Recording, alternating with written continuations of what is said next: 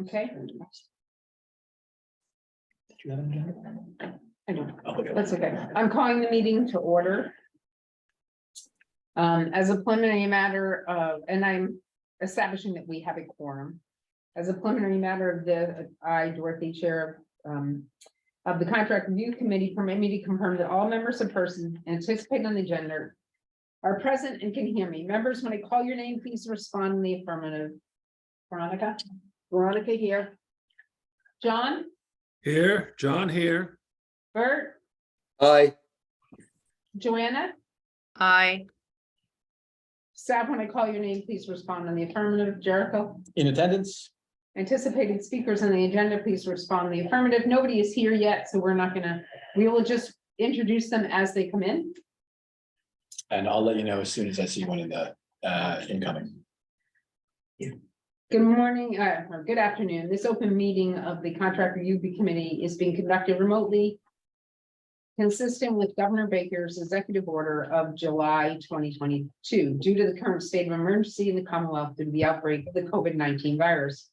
In order to mitigate the transmission of the COVID-19 virus, we've been advised and directed by the Commonwealth to suspend public gatherings, and as such, Governor's order suspends the requirement of the open meeting law, having all meetings in publicly accessible physical location. Further, all members of public bodies are allowed or encouraged to participate remotely.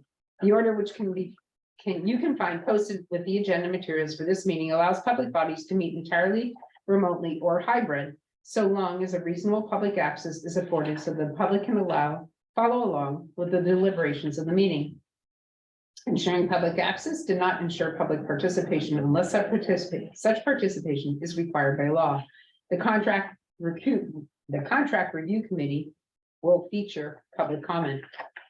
For this CRC meeting is conveyed by Zoom as posted on the town's website, identifying how the public may join. Please note this meeting will be recorded and that all attendees are participating by video conference. Accordingly, please be aware that other folks may be able to see you, and take care not to screen share your computer. Anything that you broadcast may be captured by the recording. All supporting materials that have been provided to members of this body are available on the town's website unless otherwise noted. The public is encouraged to follow along using the posted agenda unless I note otherwise. We are now turning the first time on the item on the agenda. Before we do so, permit me to go over some ground rules for effective and clear conduct of our business and to ensure accurate meeting minutes. I will introduce each speaker on the agenda. After they conclude their remarks, I will go down the line of members, inviting each by name to provide any comment, question, or motions. Please hold until your name is called.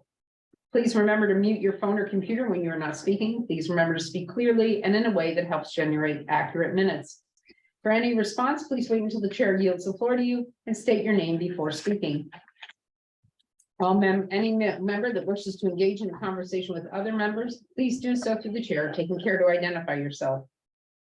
After a member has spoken, the chair will afford public comment to those members of the public who have joined the meeting via Zoom. Members of the public who wish to speak must state their names and be acknowledged by and speak through the chair. Finally, each vote taken in this meeting will be conducted by roll call.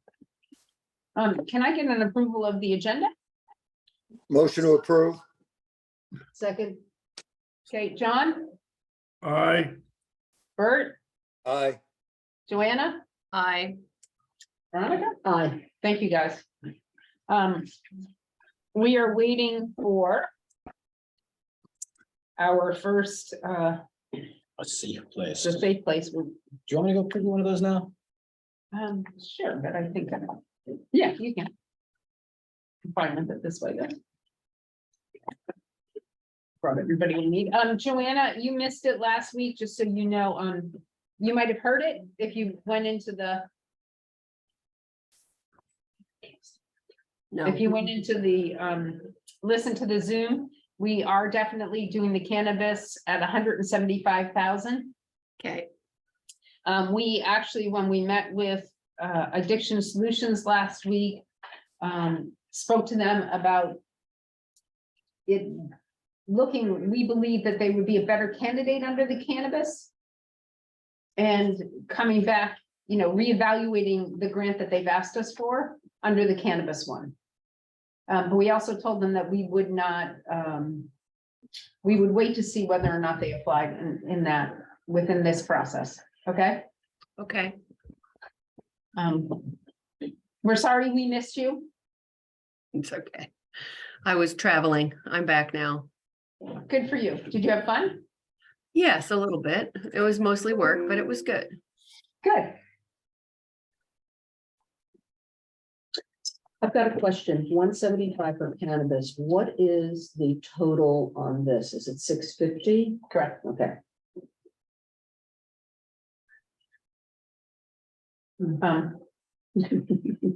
We're only laughing about the camera, guys. Can't avoid it. No matter how hard we try, we cannot avoid it in here. It follows you. You can't get me down here. No, we cannot. Aren't you lucky? Bert, how are your four-legged visitors? Is it getting Well, better? The guy was here, we've caught 3 so far. And we've gone a week now with no signs of any relatives or friends, so. I called the furniture company and told them to bring the new couch to replace the one that they decided to live in. Oh, gosh. Oh, boy. Well, those kinds of friends never travel alone. Well, the way they got in, Joanna, is while we were gone, on the first floor, there's a bathroom. And the water evaporated over the 5 or 6 months we were gone. And they were able to come up the sewer pipe and out of the toilet. So people down here tell me, oh, for Christ's sake, you're supposed to put saran wrap over your toilet, then put the toilet seat down and put a cement block on them so they can't get out. I had no idea. The problem is I'm close to the water. So they say that these water rats are, prevalent down here if you're near the water. If you're inland, it's not a problem, so. Oh, But my I will- goodness. I'll be going, Just put a brick in the toilet. I'll just stuff a wire down the toilet, John.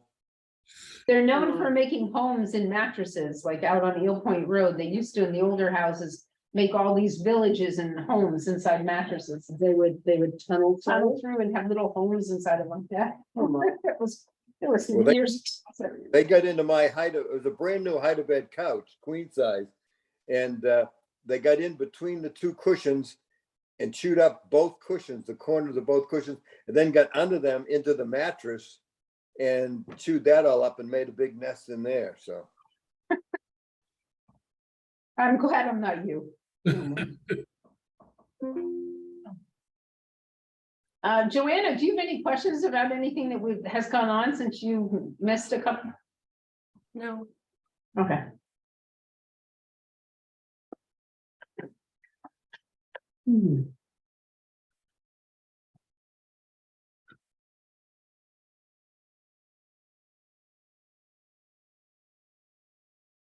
I'm looking forward to going to the art show. Joanna, Yeah, it's pretty cool. yeah.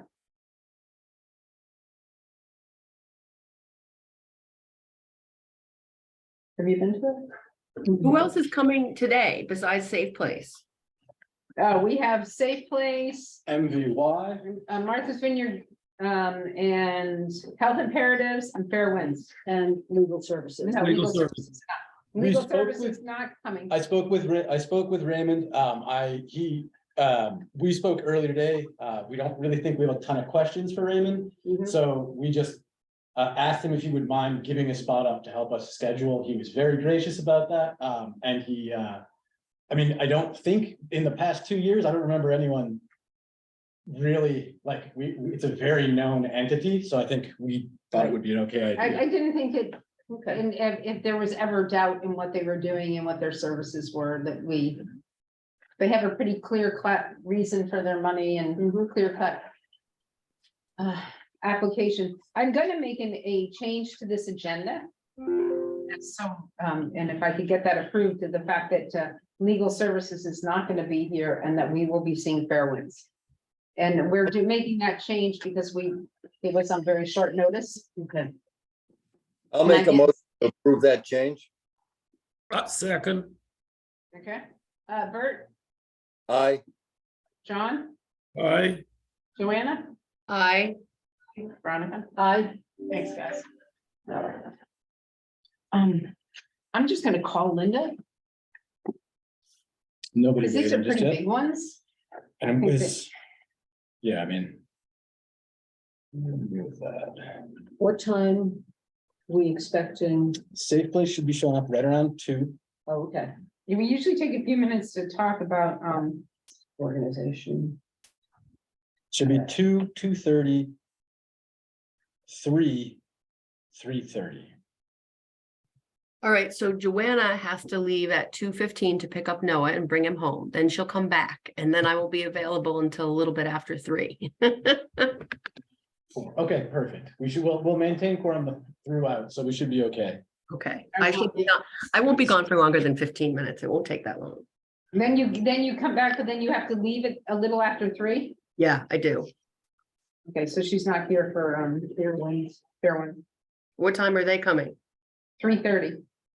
Yeah, I won't be there for them. Okay. If you have any questions you want us to ask, would you send them to me, Joanna? Yes, I will. Okay. We have our meeting. Yeah, today, remember? No, it was Wednesday and Friday. You were here and we've been, and they're some of the biggest ones we have. It's the last one for this. No, it's Wednesday, Friday, and then Monday of next week. Yep. Okay, thanks. What time is the one on Friday? 1:30? Correct. I think we have them, the next 2 are scheduled for deliberation with a 3rd one reserved just to be on the safe side. Right. So- Because we have to, Linda's on her way, everybody. Sorry, I made that call. No, that's good. For public record, that was to Linda Williams. We haven't gotten the cannabis ad out yet for that, Joanna, Mhm. so we're working on, It should be in next week's paper. Which will give it 2 weeks of advertising and then a week to collect. I think I've already communicated to the 3 applicants from 2 of the 3 applicants from last year. About its imminent release, I believe that's how we're gonna put it. Here we go. First coming in. Linda Hoey, I assume.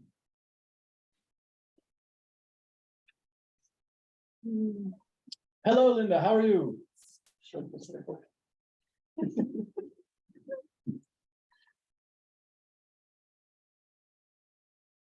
Hello, Linda, how are you? Can you hear us all right? Look at this.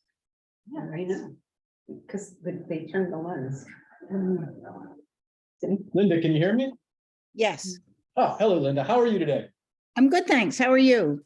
Marvelous. Jennifer- Oh, please go ahead. Jennifer will be joining us in a minute. Fantastic. Fabulous. Welcome. Thank you.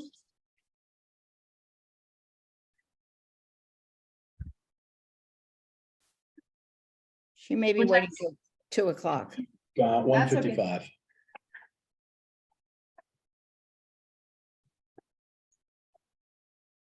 Excuse me, Joe.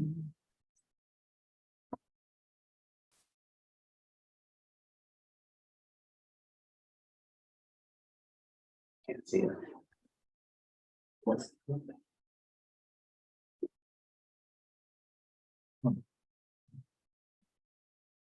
Linda, would you mind, what's the pronunciation on your last name, just for the record? Hoey, just like Joey. Ah, excellent. So Linda Hoey. I guessed right. Hmm? I guessed right. People see H's and vowels and they get confused. We.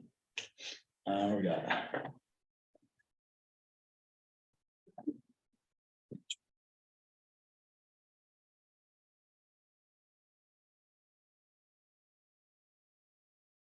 Alrighty.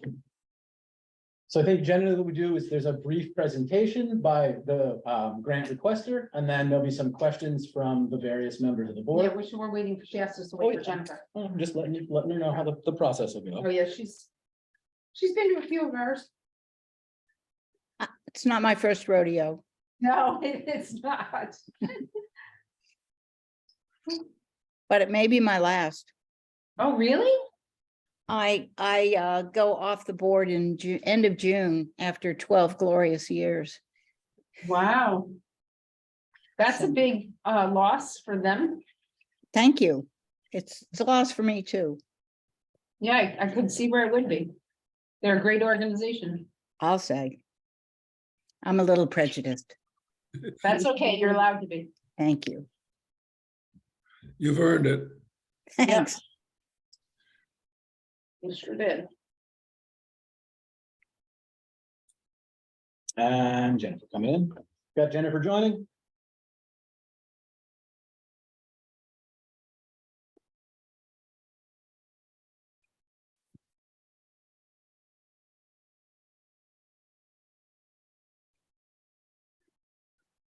Hello, Jennifer. Hello, everyone. Hey, Jennifer. How are you? Good. How are you? Very good. Welcome. Thank you. Jennifer, can you just state your first and last name for the record? Sure. Jennifer Frazee, Executive Director of A Safe Place. Okay. And Jennifer, we have one new member that I don't believe you know, so I'm going to ask her to introduce herself to you. Veronica Bolchik on Council of Human Services and sitting on the Contract Review Committee. Nice. Hi, Veronica. Nice to meet you. You too. As normal, what we'd like you to do is make your presentation to us, and then Jennifer will ask you our questions of you. Perfect. Well, thank you for having us here and for reviewing our proposal. So yeah, I'll share a little bit about A Safe Place, what we've been up to the last year, and a little bit about this proposal before you. So you're probably all familiar, but A Safe Place is the local domestic violence and rape crisis center on Nantucket. And within A Safe Place, we're providing services through 5 programs. So we have our domestic violence program, we have a rape crisis program, a supervised visitation program, and then we have 2 therapeutic programs, a trauma therapy program and a child witness to violence program. So in terms of our direct services, the services that we're providing directly to survivors of domestic violence and sexual assault, all of those services remain completely free of charge. So we're never accepting insurance, we're never accepting a dime from anyone, unless of course they want to make a donation. But we feel very strongly that those services should remain completely free. The services we provide include supportive counseling, therapy. We run a 24-hour-a-day hotline, and then through the hotline, we also provide 24-hour-a-day advocacy and accompaniment, both at the local police department as well as at the emergency room, and then occasionally in physicians' offices. So in the aftermath of domestic violence or sexual assault, responding to those locations to support survivors. We also provide an online chat service during business hours so that people can chat with us online anonymously, asking us questions, maybe opening up about, something that happened to them, seeking information, support, those kinds of things.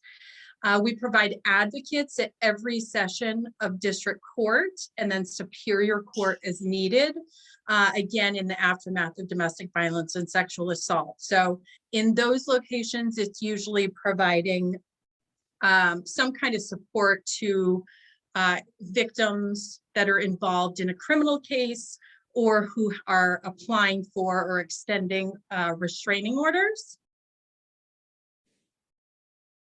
Excuse me. We also provide advocates at Superior Court for when we're working with survivors that are going through like family court issues, divorce, child custody, things of that nature.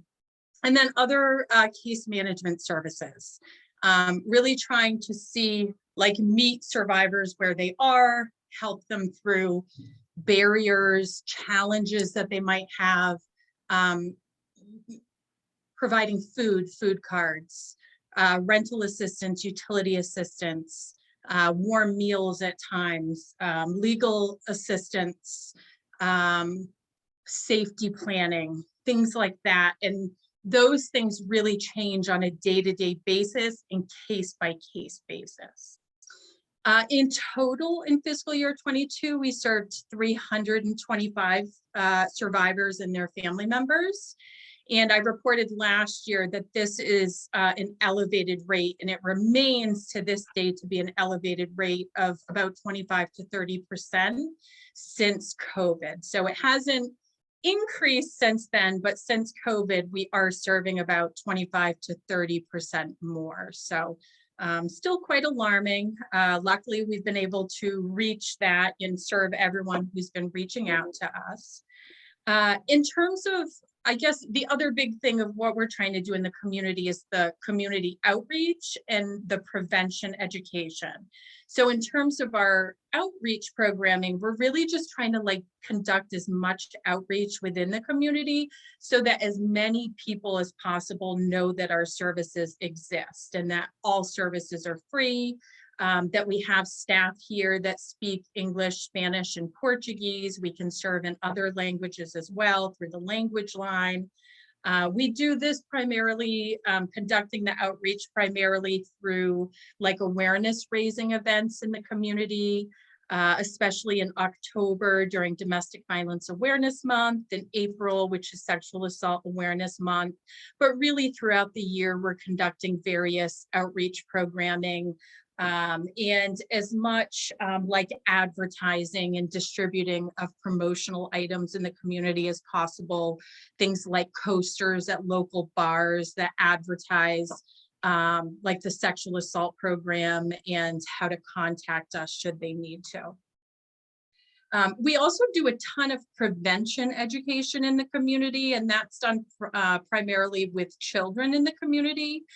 We do a bunch of work with the Nantucket Boys and Girls Club, the Nantucket High School, and our public middle school here, as well as the Nantucket New School. And then new this year, which I'm very, very excited about, is we've been invited into the Nantucket Intermediate School. So that's been a new request, and we're very excited to get in there and work with those kids too. So I would just highlight overall, I feel like we've been doing a lot of good work, a lot of both the direct services as well as the prevention and outreach. I just feel like we're continually increasing those services. And what an amazing staff team we have here. You know, a lot of the staff has been here a long time, high quality staff, professional staff. And I have to give a shout out to our board because they do an amazing job in terms of fundraising. And I think also bringing people's attention to these issues, like bringing it to the right people. So kudos to them as well. And so let me just talk a little bit about the proposal that's before you.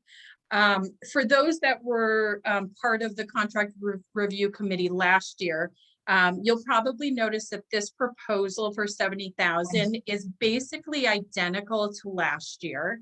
We're asking for funding to help in 5 areas. The first would be the hotline and then the crisis services that are provided through the hotline. We're asking for help with the court advocacy piece. We're asking for help with the supportive counseling and case management piece, and that's in our domestic violence and rape crisis programs. We're asking for help with the outreach and the youth prevention programs in the community, and then also our therapeutic trauma therapy program. And as I noted in the proposal before you, we are anticipating that funding, or a majority of the funding for our trauma therapy program comes through the Massachusetts Office for Victim Assistance. It's federal money that gets funneled through that state program. And they, because they're receiving less federal funding, they have told us to expect up to 40% cut in that program.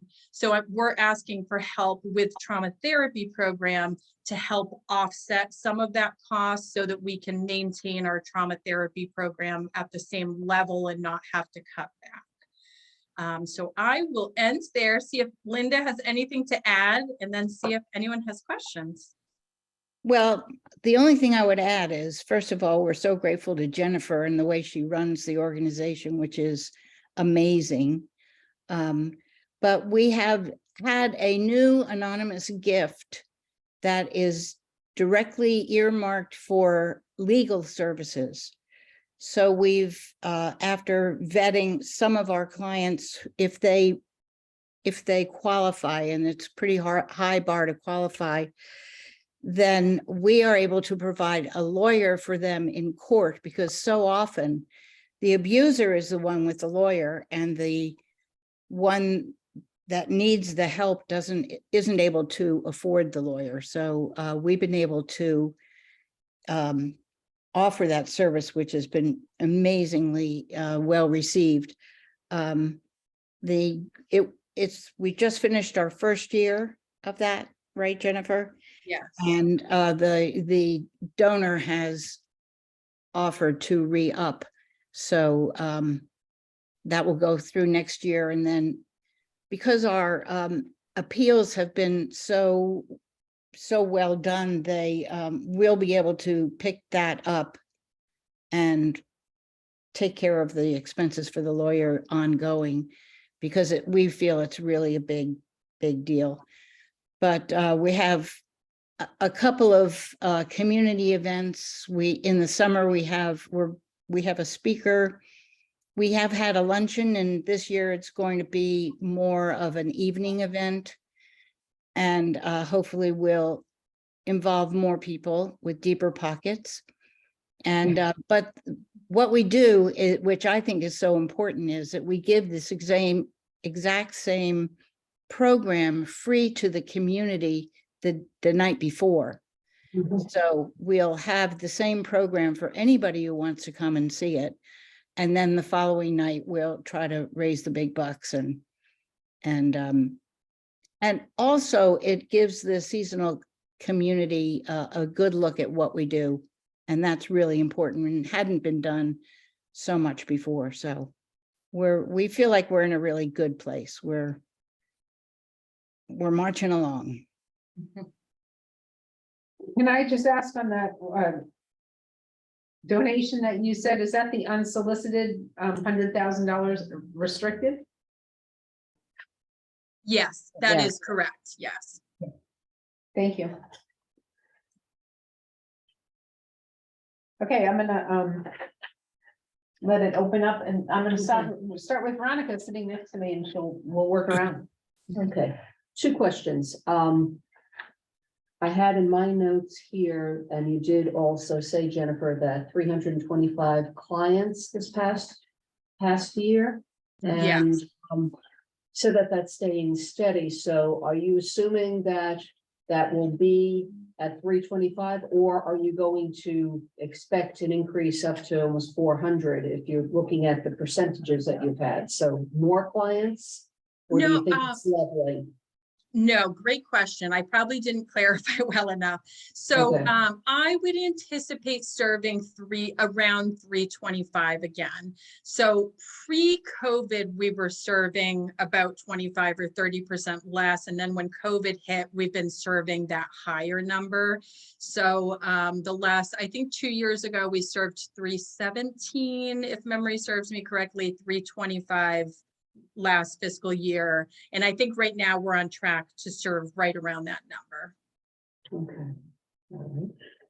Second question, with potentially 40% reduction, not having the federal money come through for that one specific program, how do you anticipate making up that difference? Because I assume that all is needed. Yeah. Another great question. So one, I'm hoping that the cut isn't 40%. It's, it's very difficult to plan because we're told to expect up to 40%. So my hope is that it won't be a full 40%. But I'm hopeful that the town would help with funding. The Community Foundation for Nantucket has been a longstanding funder of this program as well. And so they already give funding for this purpose, but I could request a higher amount from them as well. And then I think the fundraising would be the other big piece if we're unable to get that. Well, I'll also say that we're slowly building a nice little endowment. So if they need the money for any particular program, we'll be there. Okay, thank you. Is that it? For now, yes. Okay. Linda? I think some of the questions I was gonna ask, just asked and got an answer. Because I know we spent a little bit of time last year talking about fundraising to meet all of your needs. It's not a pretty subject. It's kind of difficult to get yourselves out there. But I'm glad to see that you're sort of branching out into the fundraising realm to try to earn more money for these programs. I think you need more positive publicity, frankly.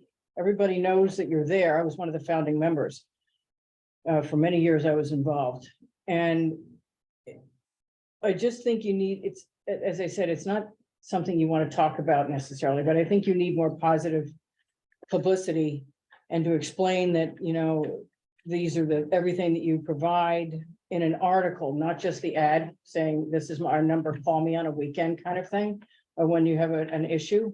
Because I was a safe house for a while, and they need to know that you have all of these services, that you do particularly provide the trauma therapy, the legal representation, and just a positive thing in the newspaper, at Nantucket Current, something that gets you out there and the positive impact you make and all the services that you offer, and that you do get cut, because this isn't your first cut. Since I've been on CRC multiple times, I think 3 times now, we go through this federal funding and state funding gets cut, and then it gets cut, and then it gets cut. So the 40%, up to 40% you're getting cut is off of the other cuts that you've already been cut before. So social services funding is in trouble all over the country, but it really is an impact here, because where are you going to go?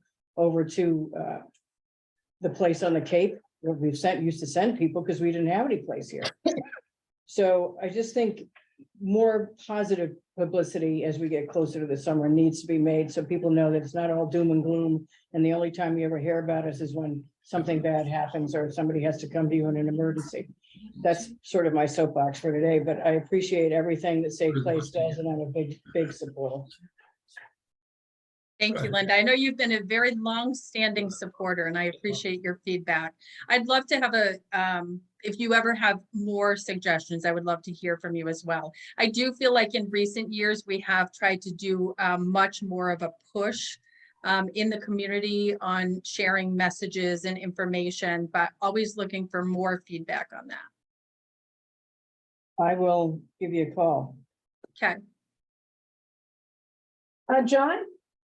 I think most of the material questions have been asked, but just out of curiosity, on a rough basis, how many of your clients are primary English speakers and how many of them are English as a second language? Of course, it always, ebbs and flows a little bit, but I would say at any given point, 20 to 30% are Spanish speaking. We don't have as many Portuguese speaking, but, maybe 5, maybe 10% at times Portuguese speaking. That's well, and I take it probably not very many of the Bulgarians show up. No, sometimes we are serving that population, but we tend to find that they fluently speak English and will request services in English. It's the Okay. Portuguese and Spanish. Those are the two common languages that we find where they are requesting services in their native language. European countries, yes, you get English, not the South American. Okay, Central John, do you have any other questions? No, I think that's all I have to ask. Okay, Joanna? No, I think, actually, you guys covered some of the questions that I had. I agree, Jennifer, great job, right? I mean, this is so important and very needed and really support what it is that you're doing. Thank you so much. Bert? Most of the questions have been answered. Things sprung to mind. We never hear about anyone who's come to you that the abuser has found them when you take them into shelter somewhere. Have you had any incidents of the abuser finding the former abused person?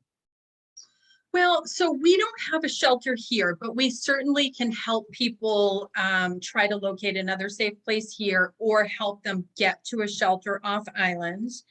I don't know of a situation where like something like that, where the abuser has found them and then done physical harm to them. I certainly know of cases where, you know, the abuser would continue to like stalk, maybe like emotional or mental abuse via texts or phone calls, things of that nature. But I don't know. I know it happens across the state and the country, but of people we're helping, I don't know of that situation happening and any further physical abuse happening upon being found.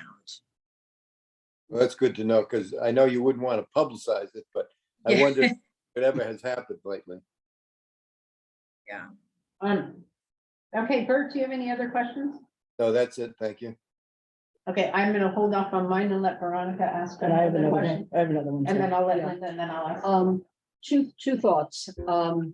Out of Boston on at least their NBC station, I have seen a commercial running that basically refers to safe places. And I'm hoping that it's bringing awareness maybe to your organization that, you know, this does exist. But when, that what just came to mind with that is potential fundraising. There are so many incredible narrative films, movies out there that have to do with this subject. Don't ask me one on the top of my head, but you know, we've got a wonderful movie theater here, potentially running and having discussion groups after. I recently, it's a little bit off subject, but watched the morning show, which has to do with basically sexual abuse. And you know, in a entertaining format, but opened my eye, and it was done very well to make awareness to just what harassment really is. So, you know, a potential fundraiser is to do things like that and have discussion groups, and maybe people come and bring their checkbooks at the same time. You know, education and fundraising. Thank you for that. Yeah, probably about 5 years ago or so, we did do an event at the Dreamland where we showed a documentary called I Am Evidence about the Mhm. backlog in the rape kits. Yeah. And we didn't actually hold it as a fundraiser per se, although we did get donations as a result. It was more of like a free community viewing and discussion, but we had a packed crowd. It was really good. So Yeah. I love that idea, of doing that, something like that again. Okay, Linda? That was when Mariska was here, wasn't it? No, she didn't come, but Because I saw that, I did go to her thing when she was here, and she is a massive proponent of these backlogs. Exactly. Mm, And she, you know, and they come here in the summer. Oh, they do? Yeah, and Mhm. she, they have friends. they may be, that would be a huge draw if Mariska Hargitay was here again. She came for the film festival, and that's where I saw her and talked to her at length. And that may be a draw for her. They film in New York. They Mhm. live in New York. And this may be something that you could raise a lot of money on if she came and spoke about it, because she's deeply involved with the backlogs. And obviously through the show, SUV, she is involved with domestic abuse and sexual assault. And she'd be a fantastic person to build an event around during the summer. So they're usually here in July. So Maybe that's you can ask the film just festival. throwing that out Yeah. there. Yeah, but maybe you could ask the film festival, you know, to do something on one day. A lot of ideas. I think maybe we should send them to you. Now, my only other question quickly was, you said only about 5 to 10% are Brazilian, Portuguese speaking. The only reason I think we may want to reach out to that group more is that I'm involved with this sort of the underground immigration group. There's about 20 of us. And we were hearing a lot of horror stories from Brazilian population in particular. Because what happens is they're brought here and then their employers abuse them. They abuse them financially, they abuse them, they threaten them. A lot of them don't feel like they have anywhere to go. It's a fairly tight-knit community in the Brazilians. My son was involved with that group and he went to Brazil actually to play soccer with some of those guys. And I just know we heard the horror stories about what goes on in some of the underground of the Brazilian population. So I don't know how to reach out to them. Obviously, the Catholic Church is where we've been reaching out to the El Salvadorian and the Guatemalan population. Mm. But the Brazilian population is a little more insular, and I hear about stuff, horrible stuff going on. Linda, I will tell you that that's something we're actively working on. It's part of our strategic plan. And we have, as a staff team, we've been doing some cultural training specific to working with the Brazilian population. We hired a full-time Portuguese speaking advocate. And so that number, basically we were serving 0 Brazilians, and that number has grown tremendously since we hired that advocate.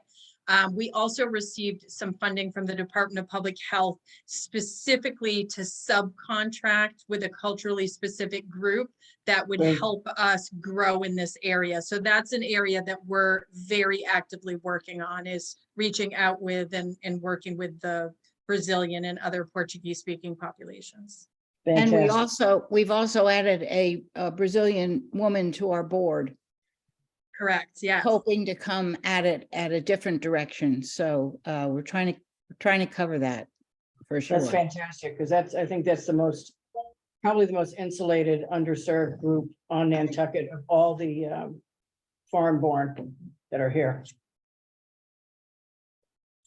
Agreed. Okay, I do have a few questions for you, Jennifer, real quick. Yes. In your online chat that you were talking about, do you know what the numbers are that are utilizing that? You know, I don't have a number off the top of my head. We're not bombarded. And every day is kind of different. We just monitor it during business hours. So we're not there after hours. We're not running it like a hotline. I can try to get a better idea of numbers. What we do right now is like, we break it out into 2 shifts during the day. So like one staff member monitors it during the first half of the day, the second staff member monitors it the second half of the day. You might be on there and not get anyone reach out, or you could have a couple people reach out at the same time. But I can certainly try to look into that to get more specific numbers for you. I'd just be interested in seeing how Yeah. how many are utilizing it. When you talk about rental assistance, are you guys yourselves helping with that, or is that you sending them to rental assistance? So both. So we will always try to send someone to the Nantucket Rental Assistance Program first. But if they don't qualify, or if they've like maxed out, then we can help provide that as well. Okay. Wow. And then on your educational program, I'm excited that you're working with so many, and it's nice to hear that you're in the intermediate school now. With the opening of Our House, are you working at all with them? Well, interestingly, so we're not in the intermediate school yet. They just reached out and we're in the planning phases of that. But within a day or two of us being invited into the intermediate school, we also got a phone call to work with, there's a leadership group out of our house and they've invited us in as well. So that's a new place that's in the works. I believe it might actually be tomorrow or the end of next week, one of those, that two of our advocates are going in and talking to some kids there.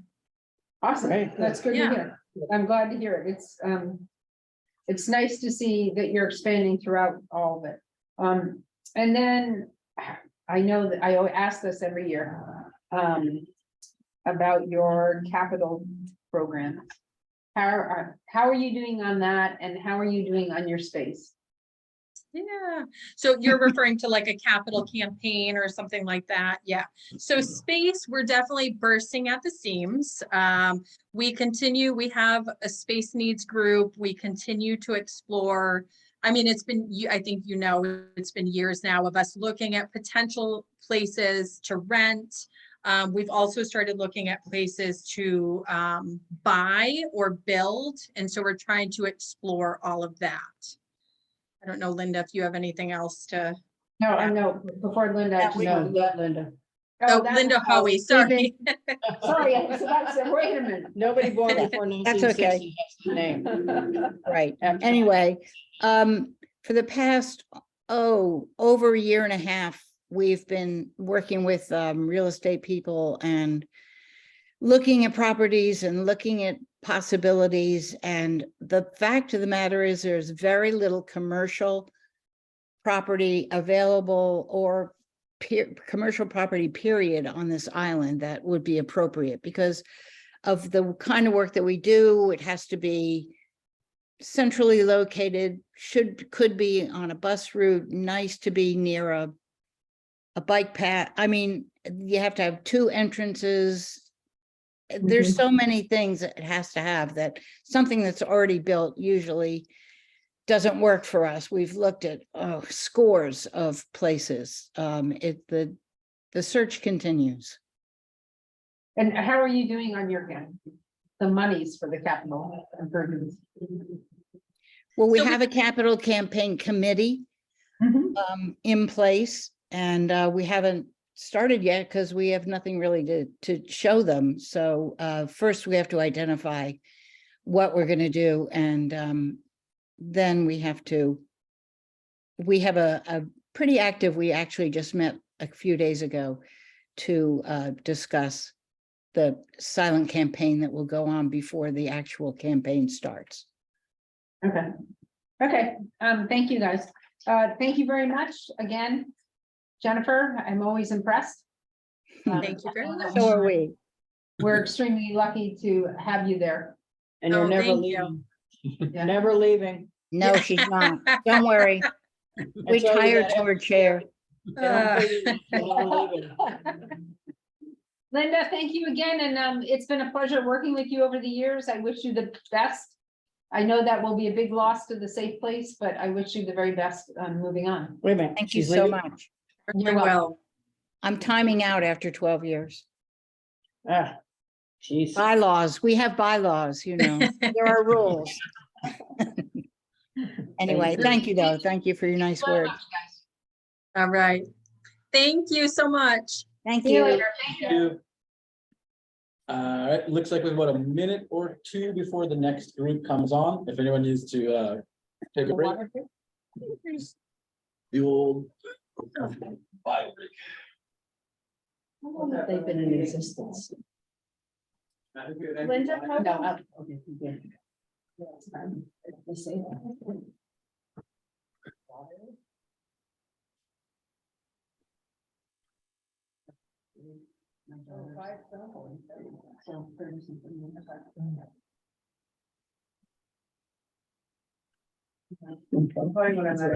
And so it's just, it was. Okay. Yeah, it's been pretty dynamic and they've grown their space. You should go with them to see their space. I think that would, I think that there are two places that have actually go. Okay. Okay. Yeah. Because I think it's really important that you see what they perform. In the little Instead of itty bitty saying, space well, they perform it in. I'm just looking at the Zoom and I'm seeing pipes Mhm. across the ceiling, so they're in a basement. You have no they're idea. in They're in a that's regular why- room, but you have no idea how small both of those entities are working out of with the amount of people that they're working with. Right, and amazing programs coming out. It's like, so the idea is, you don't necessarily need to stay strong in the program, you need people. Right. And the people, if they want to get a program, will run it anyway. Yeah, and these guys, these two organizations, really, like, show you that that's how They they can do it out of the trunk of their car. And they would exceed everybody. Yeah. Do you know what I mean? So I will set that up, because I think I should do that.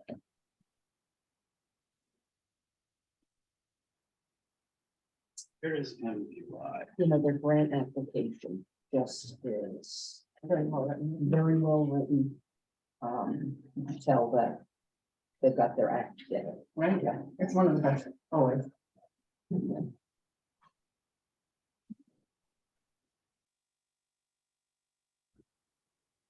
I'm just checking my phone because for personal, See where. sorry, to do with. Next, we have. The MVY. Yeah.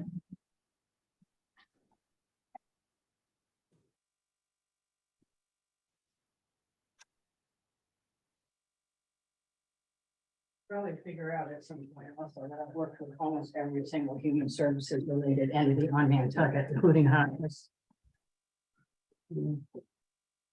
It's something my grandparents raised me to do. And since I have 4 other siblings who did absolutely nothing for anybody, it sort of all fell on me.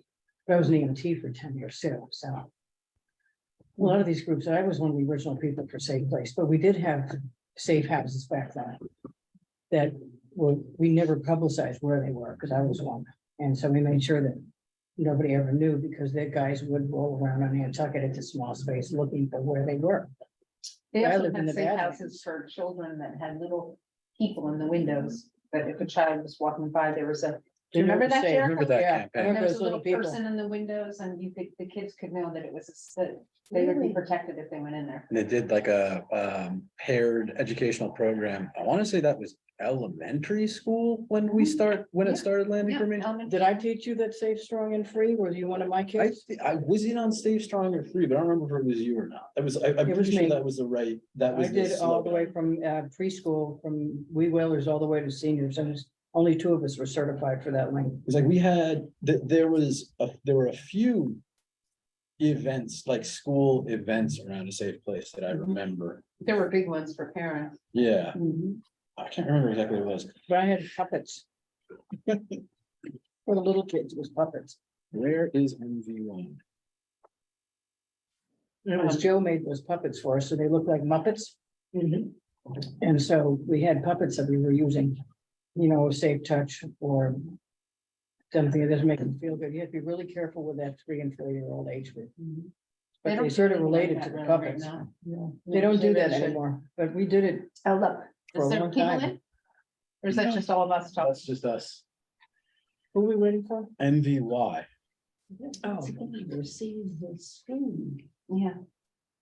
Yeah, so it's just, so this is a 360 lens. Yeah. And as soon as it sees something that it thinks is people on the screen in front of it, it's picking it up as being people and focusing part of the lens on it. That's why they tell us not to let people see our screen. Right.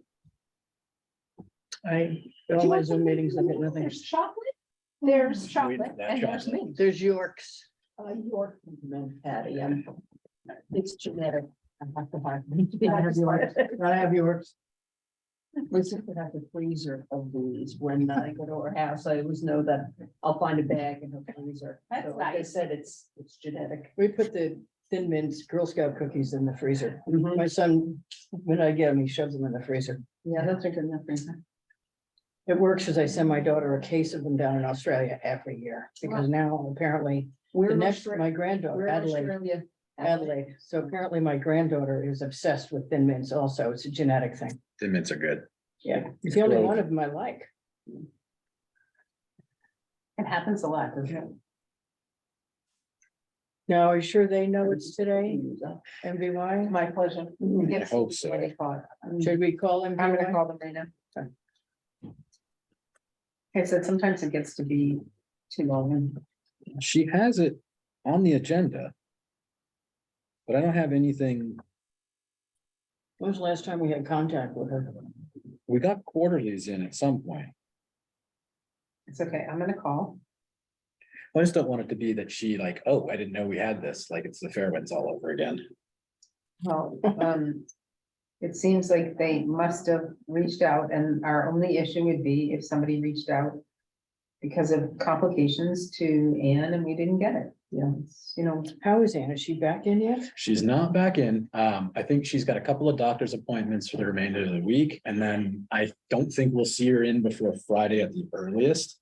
She rushed in with a hurt knee, which is what led to her That's what falling. all of. So I'm yeah. just like, Ann, take your So, time, yeah, make sure you're good when you. so come we don't back. rush in and do something else. Exactly, because it was like right after COVID too, so she's had like just not a great start of 2023. We're not young anymore. She and I are the same age. Our kids are in class together. She's still saying, I can't wait to get out of my house as quickly as possible. Not enjoying the enforced No, she never relaxation. sits still.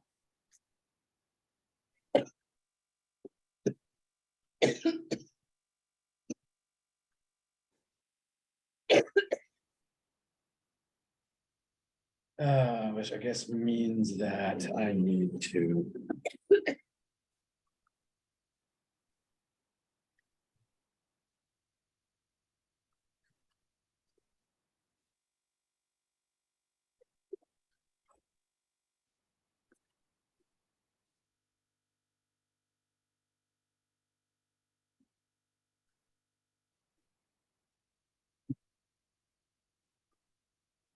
How is this working? make it clear on Zoom that I'm calling. Yeah.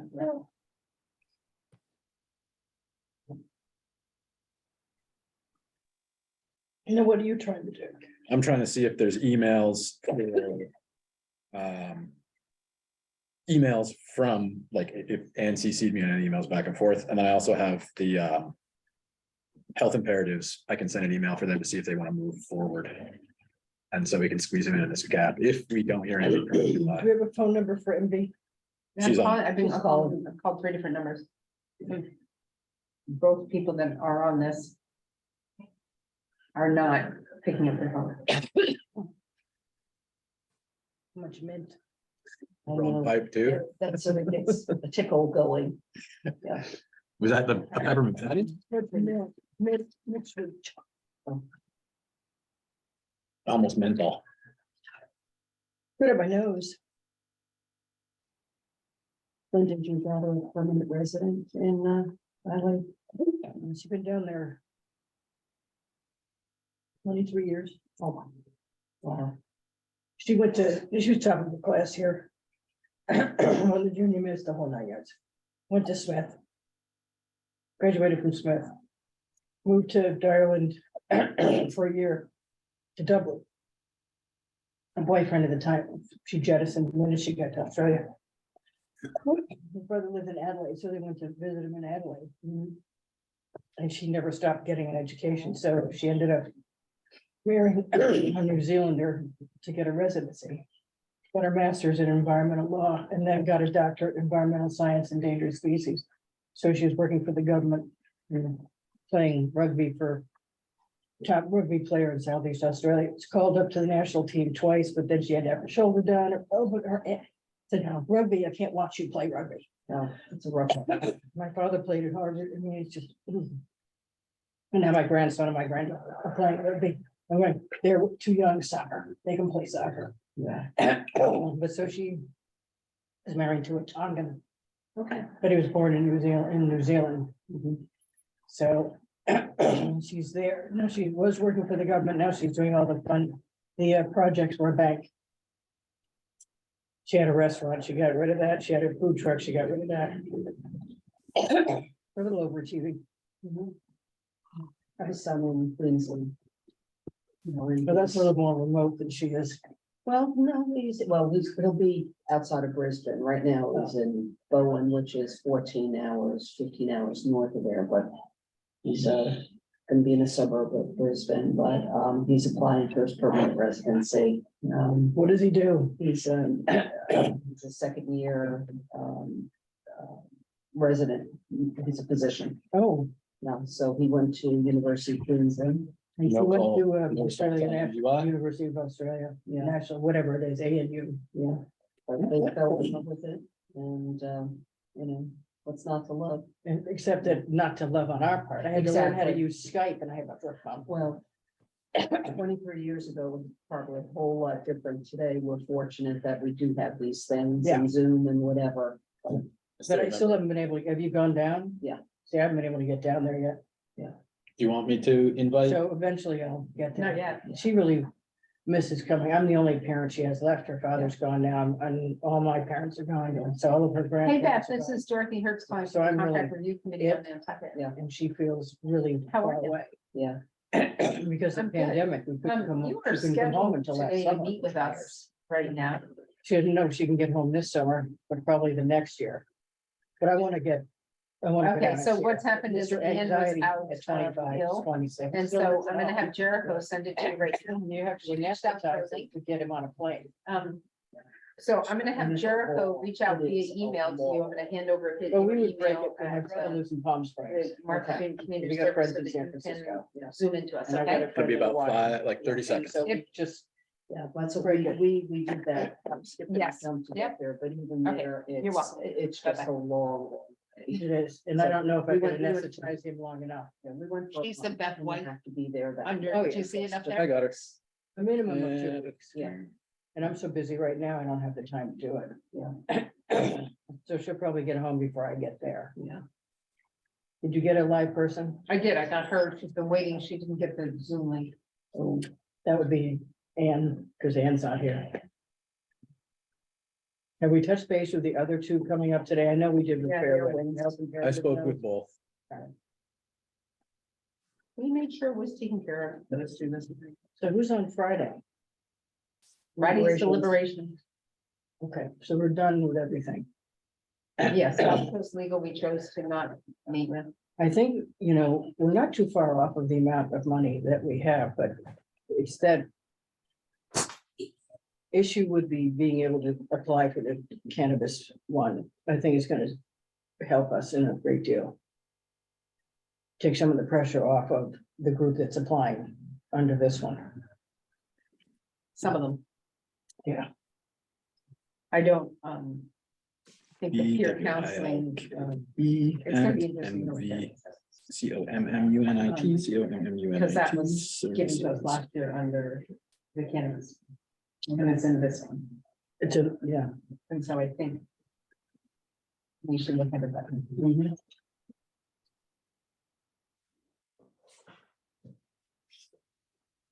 I'm dying for chocolate, that's why I'm shooting with the cow. You what? Just for the record. I'm rationing. This is the only one I'm giving myself. I said I'm dying for chocolate. I brought it for everybody. I'm dying for it, but I'm not supposed to have it. That's why I'm shooting with the cow.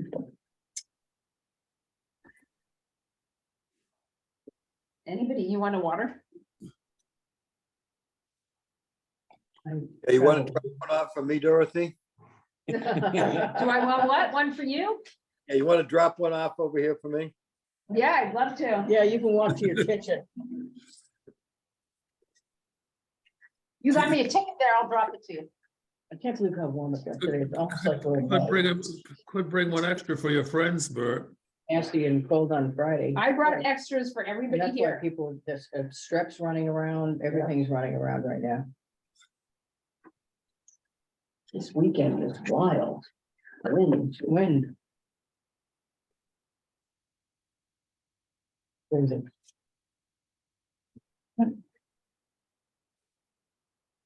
Hi, Joanna. We're just waiting for Martha's Vineyard Community Services. They did not have the Zoom link and they just are getting it. No worries. She retired, didn't she? Last year. That's too bad. She was there for what? 25, 30 years. 35 years. Yeah. She was phenomenal, that dynamic, the dynamics with her. Hard shoes to fill. We had the most unbelievable woman who ran this program. Her name was Years. Kathy Hackett. They're very good like that. Excuse me, I'm gonna go get some water break. Because we're waiting for the, they have to be off at 3 o'clock, just so everybody knows, they're gonna be very quick. I'll let 'em in as soon as I can. It's called Martha's Vineyard, and sometimes we get pushed back at town meeting if somebody looks at it. Exactly, saying, why is this more than? Because that's the way it started, right, It's but they've been so- servicing kids here for 30 years. Yeah. Yeah, it's so weird how, Have this. Why can't people, it be called Nantucket? Because it's not. and every like 2 years, somebody's like, why are we paying Martha's Vineyard for something? I'm like, Yeah, well, because they come over here, but come hell or high water, Mhm. and they're providing all kinds of services for kids that are just not, Mhm.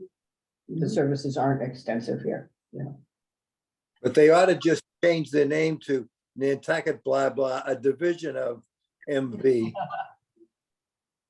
Yeah, well, that would require them redoing their 501c3. Right. It's called the Islands. But they saw a need with the isolated islands Mhm. community with the disabled kids. Mhm. They don't even really There we service go. my IEPs. I had 5 out of my 8 kids.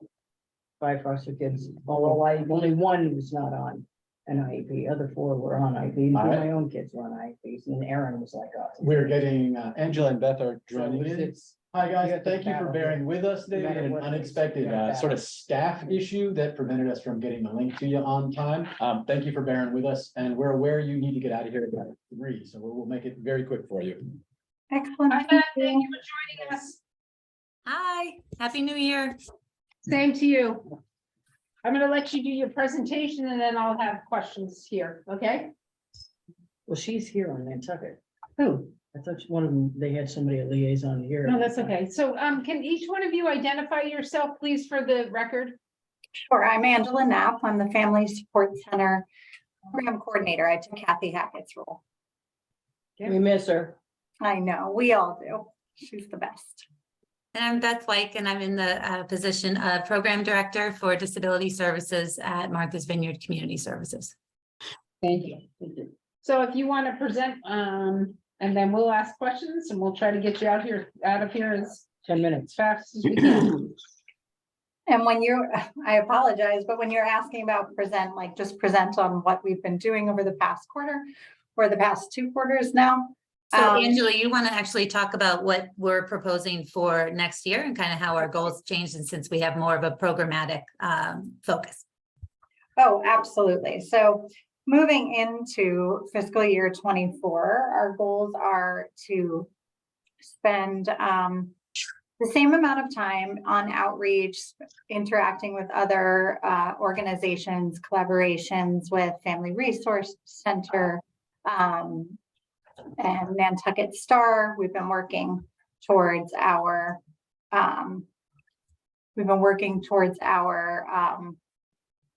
sensory lending library, expanding that, and we actually just started coordinating efforts on a sensory friendly time with Family Resource Center and Nantucket Star all together, all 3 of our organizations coming together.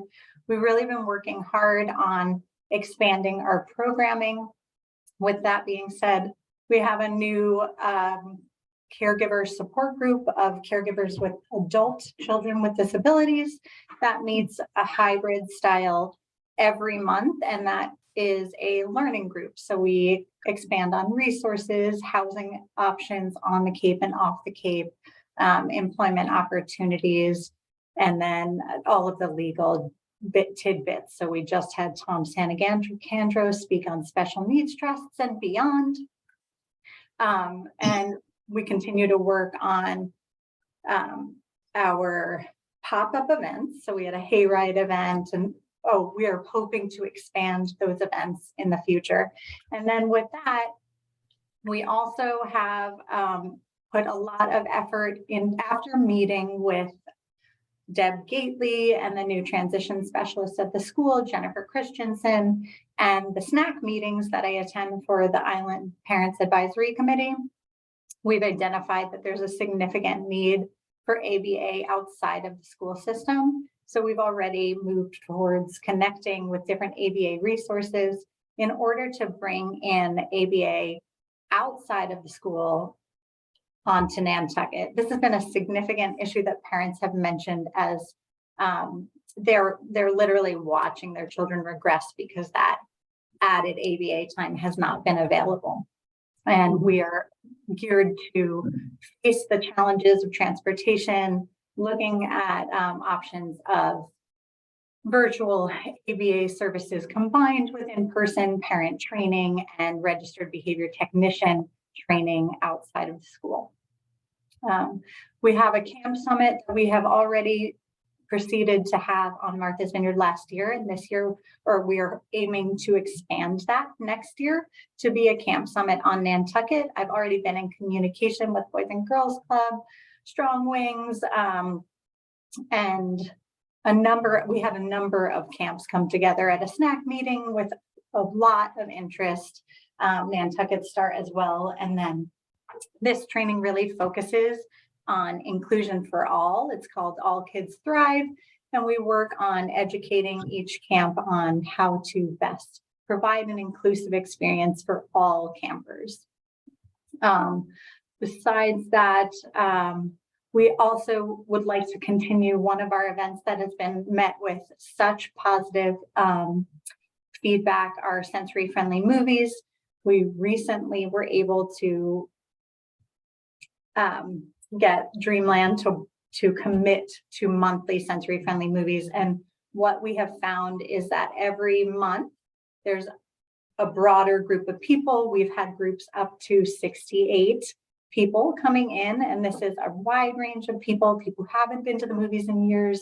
It's bringing the community together. It's expanding outreach and resources, because this is something that we present the flyers, all over the island and to the other nonprofit organizations. But besides that, we present the information to that of what we do and how we can serve different families. That is our main goal, to really expand our services to as many families as possible. And in this past year, we have seen that with the shift in early intervention, we've been able to really support families in the transitions over. So we continue to hope to expand the amount of families that we bring onto our roster and spend time with. Including spending time completing applications like housing applications and social security, etc., beyond just DDS services. Let's see. I think that captures a lot of like the primary focus areas. I don't know if we want to pause and see if there's any questions thus far, and then we can further explain. I have a question. Did you have any questions when you read it? Actually, I just have a question, listening to your presentation. Do you do anything on guardianship? Or Absolutely. Assistance with guardianship? So we recently had a speaker come in and talk about supported decision-making, which is an alternative to guardianship. In March, we have a guardianship lecture coming up, and Tom Santacandro, who spoke on special needs trust, will be touching on that next month at our next chapter learning group in his discussion about transitions, 18 to 22 transitions. So he'll not only be talking about guardianship, but also the options to guardianship. And then we are here to sort of help guide families towards that decision if they need help filling out the paperwork. I recently helped a family get their signatures all done in notary. Thank you. You're welcome. Linda? Tell me again how many clients you have on Nantucket at the moment. At this moment, we are serving 16 families. I'm sorry, it just changed. We just brought on 2 new families. I know I have a few pending. So it's 13 families, 15 individuals. Does that include the new ones that you said you just did? Because in the application says 13. Right, 13 families, 15 individuals. So that would not include the 2 people that were just, they've been pending, oh my gosh, a year, I think. So they're both on our roster now. And then we have 2 families that are still on the roster, and another family that I'm supporting in getting a diagnosis. That's great, because it's been as low as 6 in Wow. the past.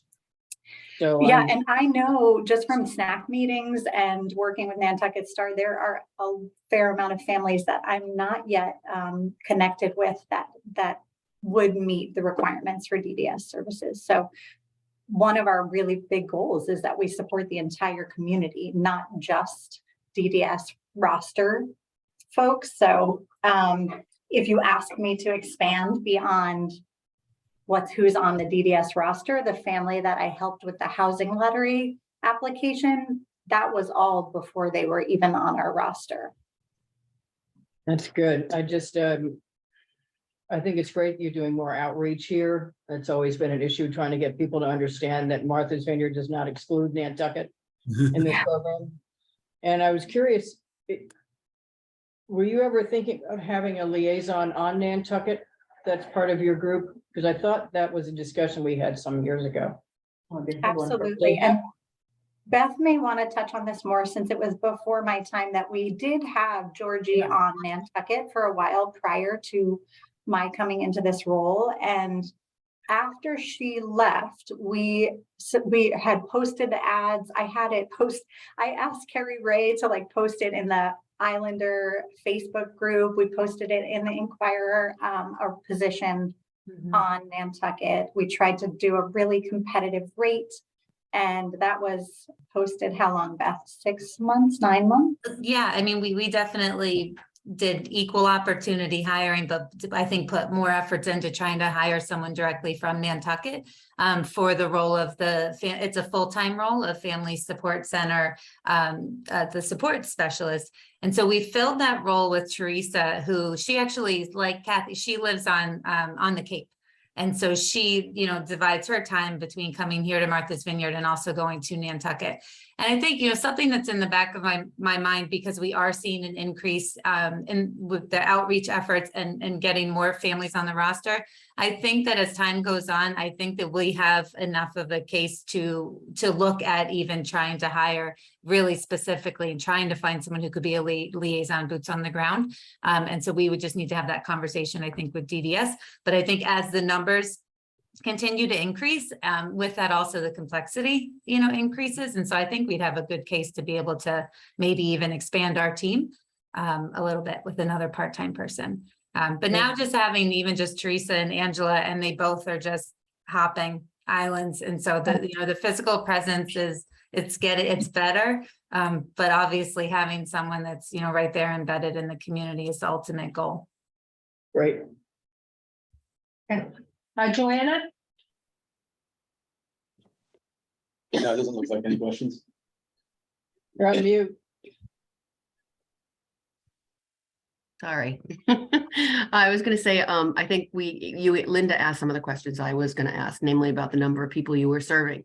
But it seems like the programming breadth of this has grown. And I think that that's really fantastic. And that you're reaching a broader group of people is really fantastic.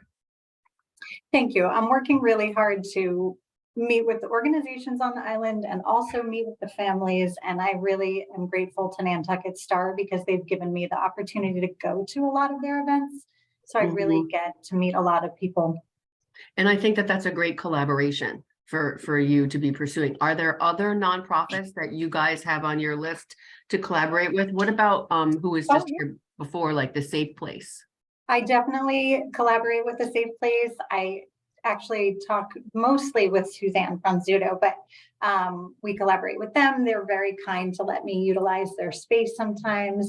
Elise Norton has been a great ally to me with Family Resource Center. And then as we move into Fairwinds, I've been in communication with Christy Wilson, and it's Family Resource Center with Fairwinds, as well as Nantucket Star and us that are doing hopefully a sensory play group.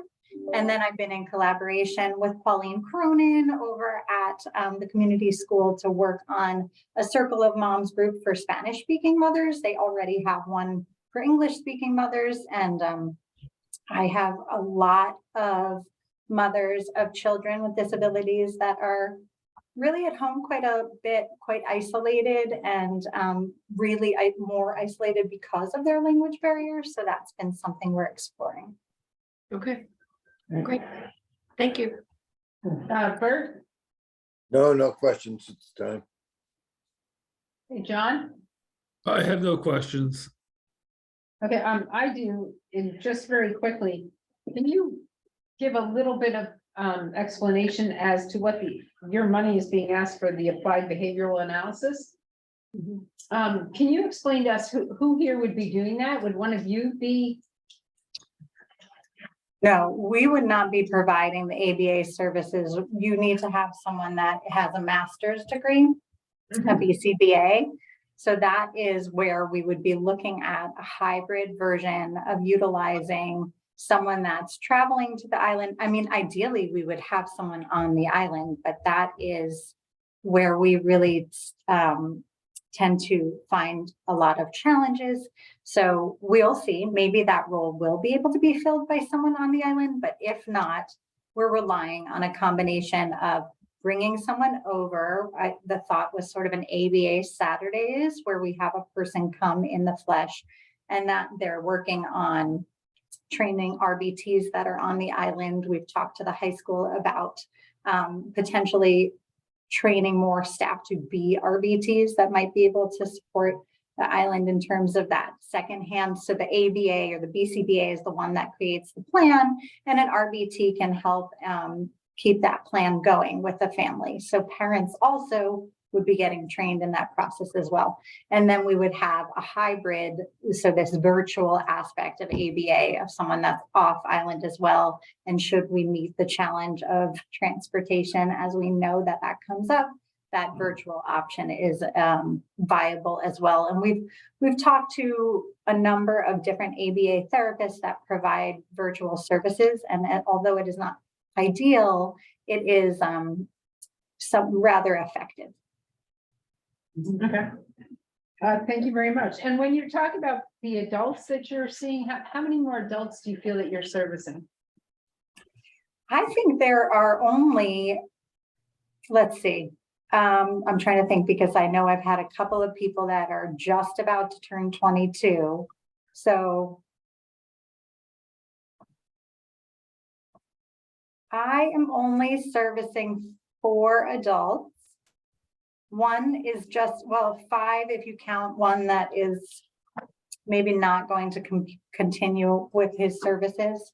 And then so those are on my roster. And then I've been working with Casey Cordone at the high school because she does a lot of work with her graduates that are now adults outside the school. So we're working on connecting with those individuals as well. And they don't need to necessarily have DDS services, but just to create a more fulfilling social environment for them. And luckily, you guys just have this beautiful community that's so willing to be a part of so many different things. So I'm fortunate enough to have connected with people that are willing to help lead social events like a dinner and a movie out. So not necessarily a daytime sensory film, because that tends to be more families, but some of that more evening time adventures out with other adults scenarios. I have 2 quick And questions. do you, yeah, I'll get to that. And is there ways that this can be more open to the public in letting them know what you're doing? I hope so. I mean, with our sensory friendly movies, we have our flyer up, communicating within the other organizations, including the social services in the hospital. Those have been my major outreach steps towards outreach. I had a big meeting with Jennifer Christensen, who's the new transition specialist at the high school. So I'm always open to new ideas on how I can get better information out to the public. How about Briar Patch Pediatric? I have not been in communication with them, so that's a really great idea. Yeah, I think it might be a great stepping stool for, parents with young children, especially when it's coming from a pediatrician that's making a recommendation that they look at the services that you have. Okay, Linda has a couple of questions. Just quick questions. You know, we have, we have a newspaper here, but we have a circulation online where we get the Nantucket Current. What's the other one? Daybreak Nantucket, Daybreak Nantucket which is and the the radio Nantucket station. Current. And both of those are sent to us. The Current comes every day. I get that. Nantucket, Daybreak comes every day too. Daybreak, no, the Current comes 3 times a week and Daybreak comes, but they're online Newsletters. publications. So you And might they're- want to look at those. Yeah. and I they're do very get, good. I do get the Current, and I can't believe the wait list for the ferry tickets, by the way, what was over 11,000. Yeah, Um, crazy. this is Nantucket. The other two things, you're getting referrals to your programs from the school, from everybody, all the stakeholders.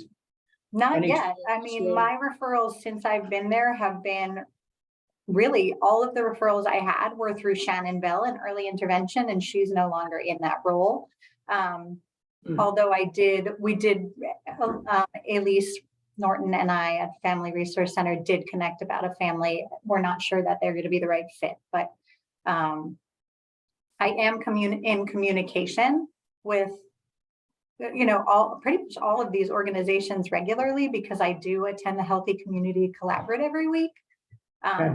So I hope that those referrals keep coming. Well, I just think the school sees these kids all the time.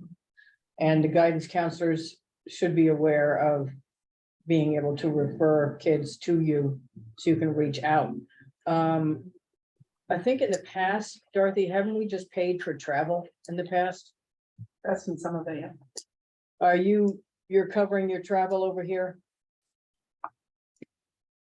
Think Do you mean DDS or do you mean, travel's been included in the town funding.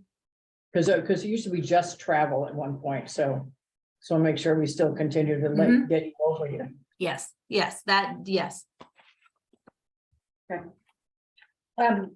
you. Can you tell me who took over early intervention? I don't know the name off of the top of my head. Oh gosh, she's doing a great job because she did reach out about a family, but it's a family I'm already connected with. I can look that up and send it to you later if that would be helpful. Yeah, that's great. That would be fabulous. Thank you very much. And thank you. I do think that Briar Patch would be a really great one for you. Absolutely. Okay, I'll reach out to them. And they travel, right? Like they're not always on the island? Correct. They're based in Hyannis and they come here once a week, I think it is. Okay. Okay, I'll make that a priority.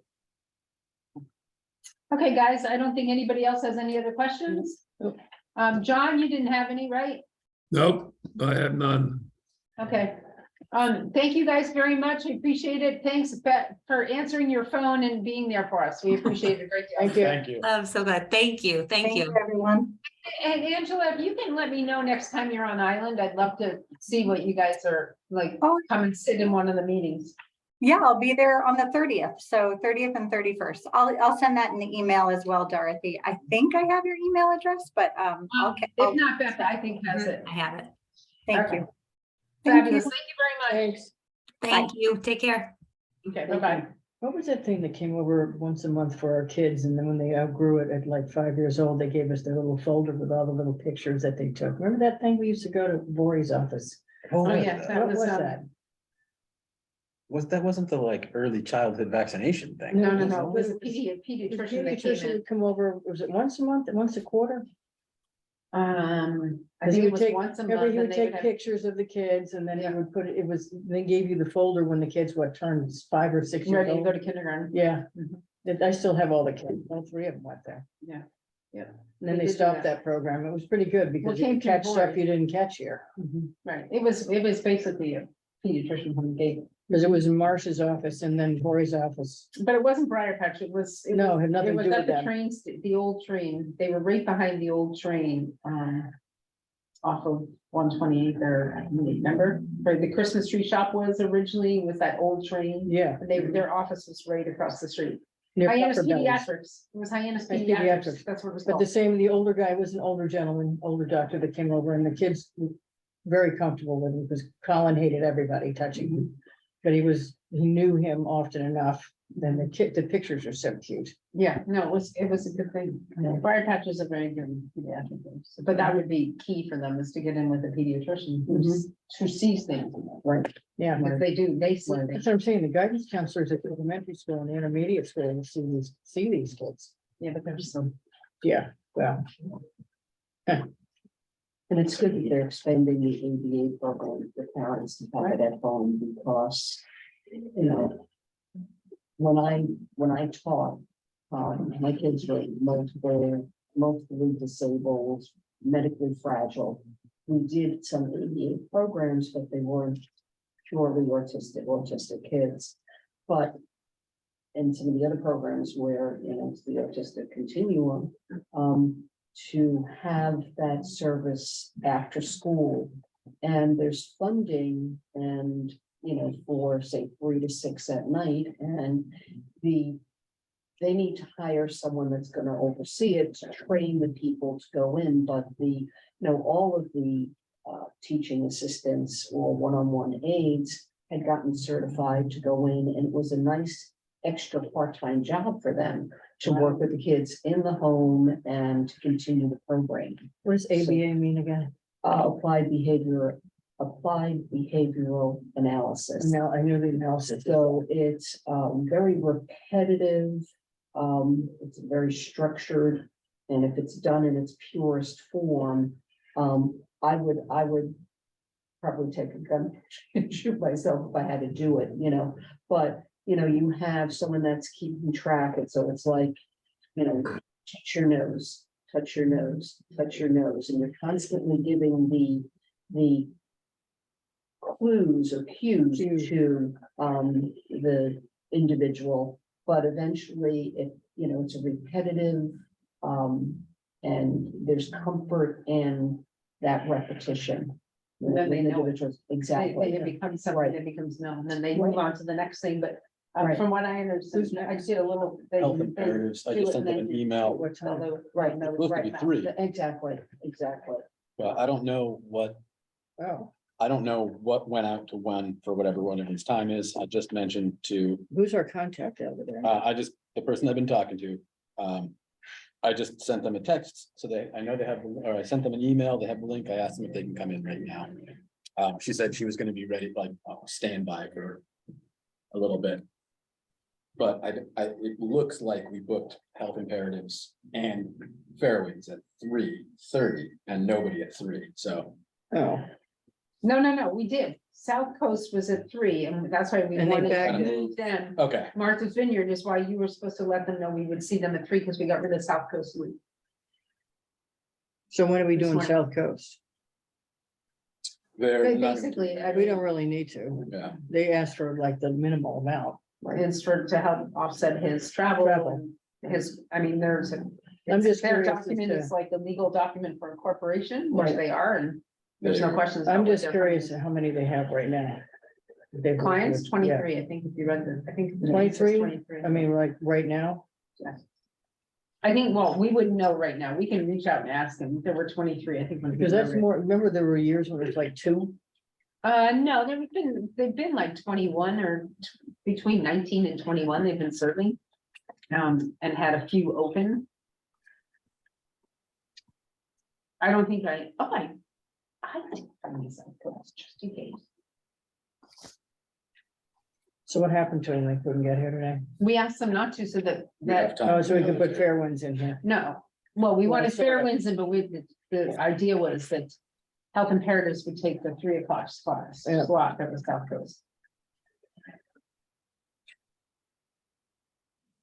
And there's, in the past years, they Oh, had yeah, their breakdown for this year. 20 to 25 lines. They had 11 cases open for last year. 10 closed. And they had a breakdown of who they served, ethnicity, age. They broke down their cases by outcome. Do we have a meeting tomorrow? Yeah. That's a regular meeting, right? Because I'm having Jennifer do it, right? Right. I will be going in for that shortly. Hmm? Dental surgery. Oh, you're having it? I have not seen a dentist. In far too long, because I got spooked by a dentist in Japan, and then it took me a year and a half to get a dental appointment after I got back to America. So I'm gonna go in there, they're gonna do some x-rays, and they're gonna be like, oh, town gives you dental, right? Ka-ching, ching, ka-ching, Jericho. That's what they'll No, hear. right? No, I just finally got in with Dr. Torre. I used to be Roberts. I tried to get into Roberts. You couldn't? No, and like I mean, I say used to be Roberts, I mean in like the nineties, maybe early With tall? 2000s. Yeah, like a full generation early. And then, Can you do me a favor in Sorry. actuality? I'm actually getting cold. wanna do that? Sorry, I'm getting a bit chilly. Yeah, it's beautiful out there. I'm sorry, I'm getting a bit chilly. We'll close The it, hands are close it frozen. most of the way, but leave some air, because That's fine. it was freezing the other day, and we still needed it open. Well, he's I the don't mind, guy. I don't mind that being like that. No, I'll put it. I'll put it like we had before with just a chair. Hey, I can see that the DPW has done their job and not taken the air conditioner out again. Exactly. They're working hard at it. Oh, Hey, we're being really good here and being energy conserv. We can open it, well, that's too much. No. The passive, our passive, No, I meant for light, and we're doing well. We haven't turned on the do you lights want- in I here. guess I probably should do that, shouldn't I? Why? They can see it. As long as everybody sees clearly. I It was think- really good. The owl focused on you for a second and gave you the full halo look. I know, I saw that.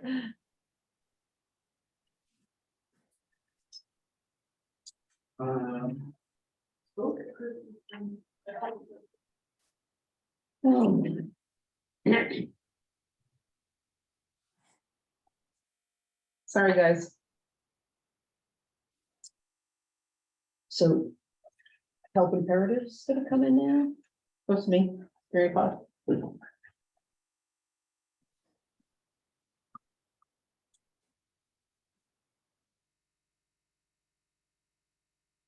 The reschedule did not help.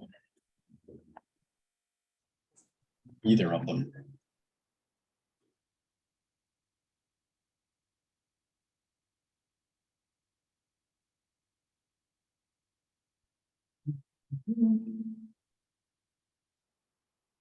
I was looking and looking for my thing on these guys, and I was like, I know I had tons of notes and everything. I couldn't find it. When you had it, Jericho, I was like. Oh, yeah, no, there was a tiny look of panic. They're like, where did that go? I highlight where my questions are gonna be, you know? I know I read it.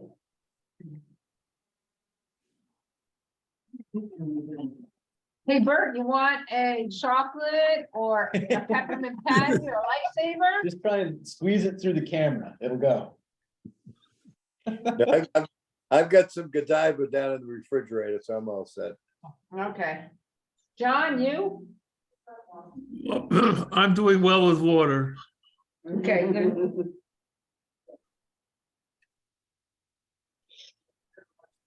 Are they coming in via Zoom or coming They in should person? be coming in through Zoom. Sent them the link. Bert, we could send you a little decon. Yeah. I can't use that down here, John, because I've got two dogs, Oh, a big one and a little one. But John, if you get a package from Federal Express with a little box with a Florida address on it, don't open it. no, I won't. If you open it, do it outdoors. We trying to add a new invasive species or? No, he just wants to expand the breeding population on Nantucket. Yeah, go out to the Linda Loring property, so they can have some more species out there. Don't you dare. I think there are enough species out around there. I'm gonna get a message from that. Yeah. I'm gonna need another one of those mints. Yeah. Oh, I'm gonna do one of these. This is the one that almost killed Linda, right? Was it a mint or was it yeah, I a? think Or it was was, it the chicken peppermint patty? Peppermint patty. I think the peppermint patty. They have a tendency of if you breathe in at a certain point, it sort of tickles the back of your throat and you can start choking. Or coughing anyway. Or those dumb kids that will put a tablespoon of cinnamon in their mouth. Oh, Isn't that? I'm trying to remember where it's like you physically can't consume that much cinnamon, like it just, you immediately can't like spit it right out or something. There was some Yeah, you trick. can't, Hmm. the kids were getting very sick from it. Oh, silly.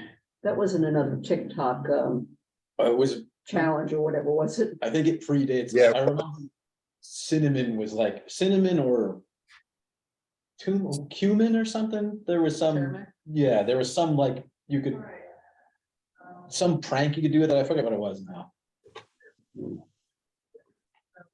Well, I was at the South Florida State Fair a couple of days ago, and I stopped to get a thing of fried dough, and all they had was powdered confectioner's sugar.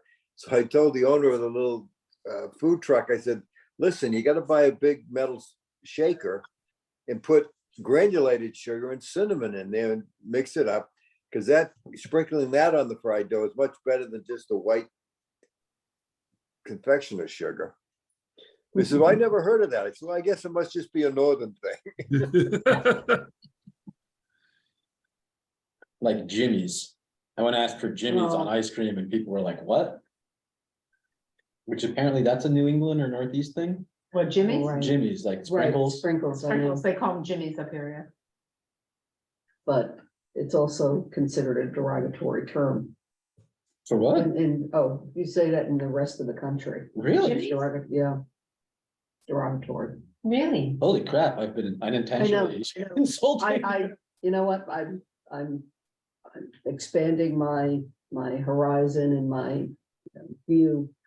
But, I had said, do you want Jimmy's on that? And my older son basically gave me an education, Really? because I thought that they were always Jimmy's. Right, that's what I grew up known as. Yeah, Interesting. Sprinkles. yes. Sprinkles. There's like a few other. I asked this summer if they wanted Jimmy's when they were ice cream. Yeah, I know, right? Yeah, Like, yeah. I'm just thinking that in my head. Thinking all the ice cream bars I did this summer. Oh, yeah. I was saying, you want some Yeah. chocolate Jimmy? Do you work in the, also in the ice cream? No, but we bring them to the, on the catering events. Oh, okay. They're a big hit, Mm, a big hit. mm. And I like working that one because I love ice cream, so Yeah. I don't eat it, but no, I love to eat it. Let's Right. get this back. Right, I don't eat it during the events, right. but get But to it's serve it, fun. watch how many kids. It's have fun. really have a Adults, the great adults time. are Oh, like yeah. the biggest kids ever. They come back for 5 or 6 little ones. No one can tell me I can't. Yeah. Can have as much ice cream as I want to. They love it.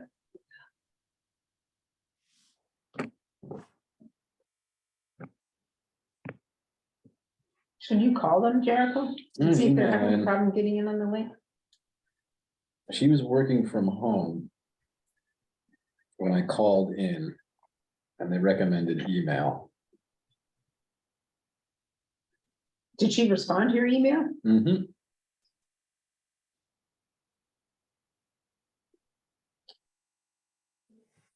Yeah, it took me several tries to tap on the Zoom link on my copy of the agenda, so maybe they're having a similar problem. The problem is that it's 3:23 It's gonna be somebody stacked up. and we're gonna have. So they were supposed to be here at 3, and now we're gonna have a 3:30 that's gonna definitely be on time. Yeah. Hey.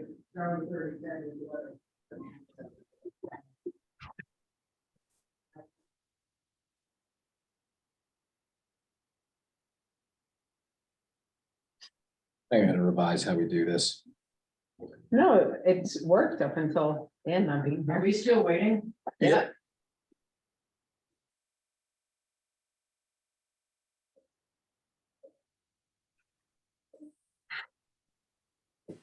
Well, just the weather from down here. A few days ago, people were wearing down jackets and Feel for them. hoodies. Yeah, but- 50-degree because temperature. It got down into the 50s. Even inland, one town inland by Lake Okeechobee got down to 32 degrees a few days ago. It's like the end of the world. Yeah, we have family in West Palm, right below West Palm Beach, and they said it was 30, their nights have been about 32 degrees. Yeah. Just give you a reminder that it's been warmer here than there. Yes, that's what I was just Really thinking. weird. Dorothy, if we get them double stacked, do we want to try and invite whoever is last join to do Friday briefly before we go on to deliberations? Can we legally do that? There's enough time for me to adjust the posting. And since it's already in, we can adjust the agenda to the last minute.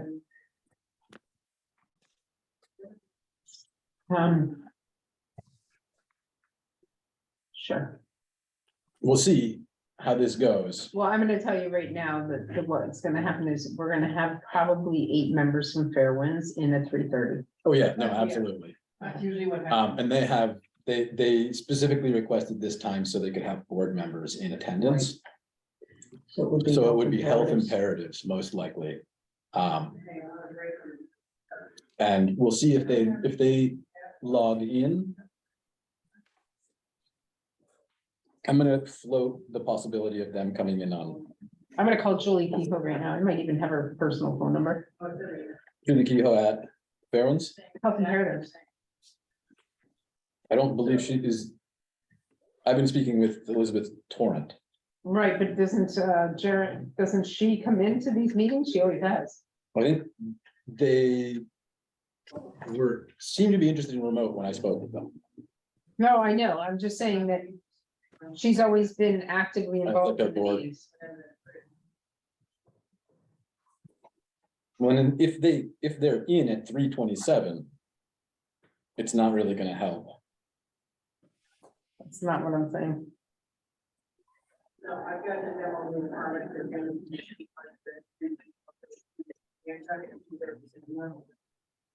Unless that.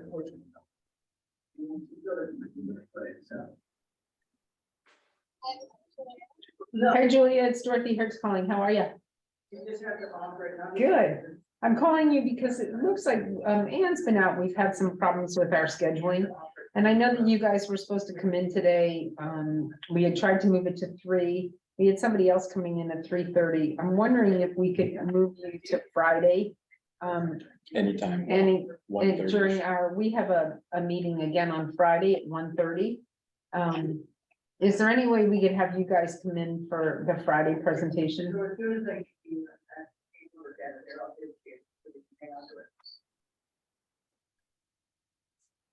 Because I think that we tried to send an email asking, requesting that you move till 3 o'clock today, and I'm not sure, it's just, it's all new with.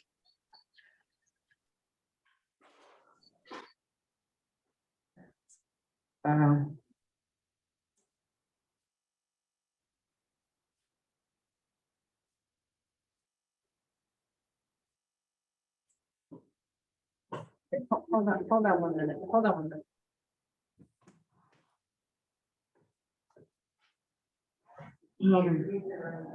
What time do we have this room till? We have it for 3 hours. 1:30 to, 1:30 to 4:30 if we need it. Julia, can you guys do 4 o'clock? Yeah, okay, we're gonna move you to 4 o'clock. Okay, and can you just let everybody know on your end? Okay, thank you so much. Okay, I bye. just got the reply back. She said that Julia got a text saying that you requested it to be later in the day. So something, I don't understand what's going on here. so it's okay, we moved it to 4 o'clock. We're gonna see the health imperatives at 4, guys. Okay. Watch for everyone to not show up. No, Fairwind's gonna show up, aren't they? They're supposedly scheduled for Okay, this. right, like, okay. And then You we're very know. specific, 3:30. Mhm.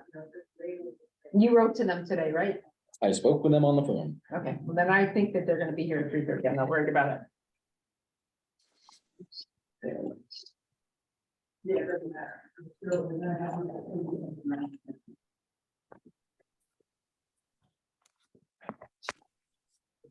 Now I'm hot.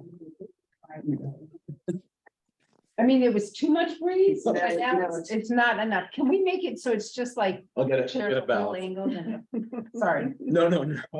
really sorry. It's just that. You know, we're gonna get 500 people on that Zoom in a few minutes. No, we aren't. We've fixed this situation already. We hope. What's happening? We have them coming at 3:30. Yeah, right. What's going at 3:30? Fairwinds, and then 4 o'clock is gonna be health imperative. You think a half an hour is enough for Fairwind? It's gonna have to be, because health imperatives was on for 3:30 and they're waiting till 4 for us, so Okay, we're just gonna let them know. so somebody's coming now. They should be in any minute. I have to pick up a set of plans and we have to go over there. You said that the basement opening. or the- Okay, Jessica Cisternelli. Plan forward, fine, for egress. Oh, health imperatives now showing up. We'll just tell her that we talked to Julia and we're moving it to 4. You talked to Christy Wilson? Mhm.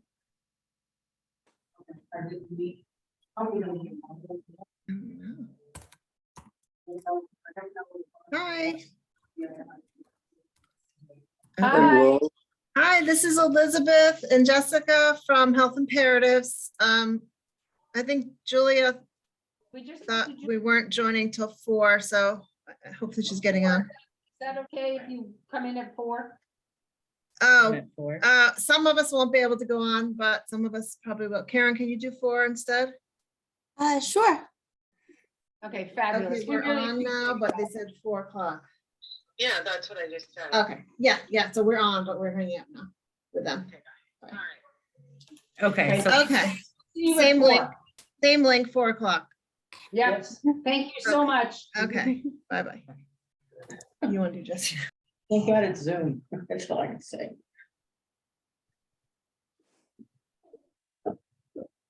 So who are you calling now? Maybe Jericho, you on with Fairwinds? Hey, hi, Christy, it's Dorothy. This is, oh, is that Christy Wilson there? I think. Okay, Jericho, the link is wrong. The one that she has is for the 13th at 1:30. Okay, I'm gonna email, sorry, let me just email, sorry, I think think you're we've got it sorted out. Let me make sure she gets the right link, and thank you for picking up. She's gonna send you he's gonna send you the right link right now. Okay, sorry about that, Christy. You know, I love technology. No, I don't. That's why I still have a flip phone.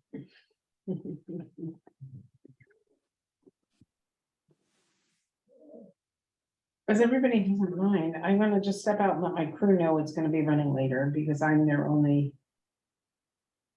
Mode of transportation. Oh.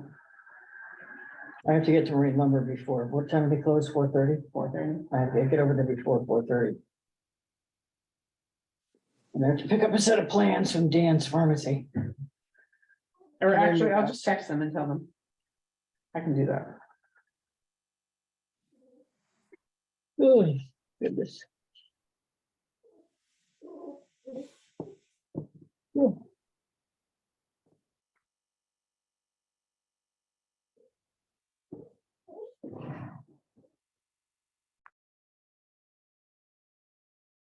Sorry, everybody. Just letting everybody know that's what I did. Well, we're not going anywhere fast at the time, so.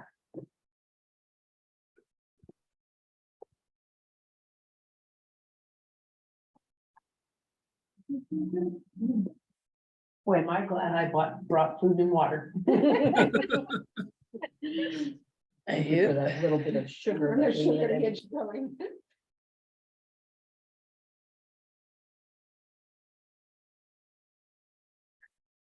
Last night, the night before.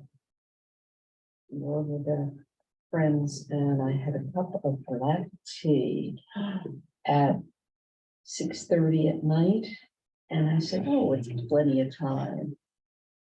I fell asleep and I woke up at 1 o'clock. Why? no. And I was up from 1 to 5 o'clock, and it was the type of thing that I know was the caffeine, because I just about fall asleep and then I wake up and I'm like twitching. So, I'm careful, I'm gonna be very careful now, and also sugar will do that to me too. If I have sugar at night, it'll keep me awake. I only drink decaffeinated tea. All right, we've got All Christie the coming time? in. Ever, Um, ever. I don't drink any caffeine, period. See, I like the caffeine. Christie, can you hear us? And then in the afternoon. I can hear you, yes. Excellent, thank you Hi, very much. Christie. We're sorry, Hi, sorry about that confusion there. it's on our part, we apologize. No problem. We may have some people joining up from Fairwinds a little bit, Okay. but I What did we- send them the link. Okay, thanks, Christine. What we're gonna ask is, as people come in on yours, if they could just say their names. So it gets recorded on the Zoom. Sure, I'm Christy Wilson. Hi, Christine. No, really?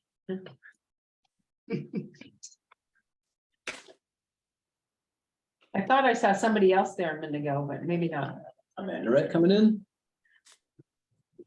Was there somebody else? We've got Amanda Yeah, coming in. Mandarin. See? I think I saw it before.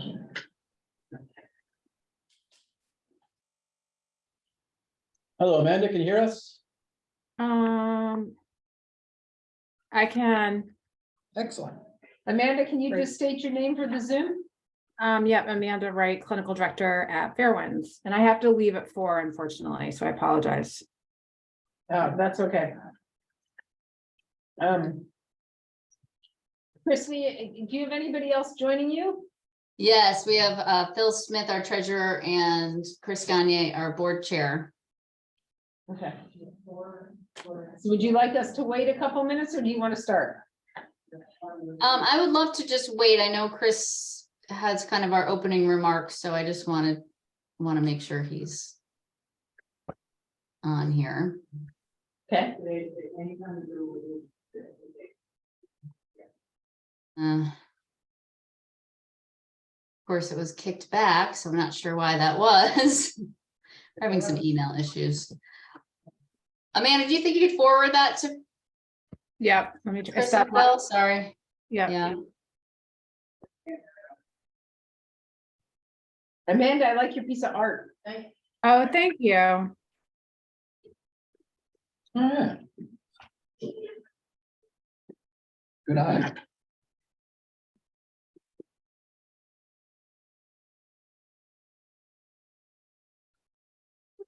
Unlike ours. So what's going on now? The three IKEA The pictures. IKEA ones. So what's going on now? We're just We're waiting. waiting for a couple of their board members to come in. They can start, we already know what they're doing. They said that they would like Chris to be able to give his opening remark. I just sent the link again. There's been some email stuff, so we apologize. It's okay.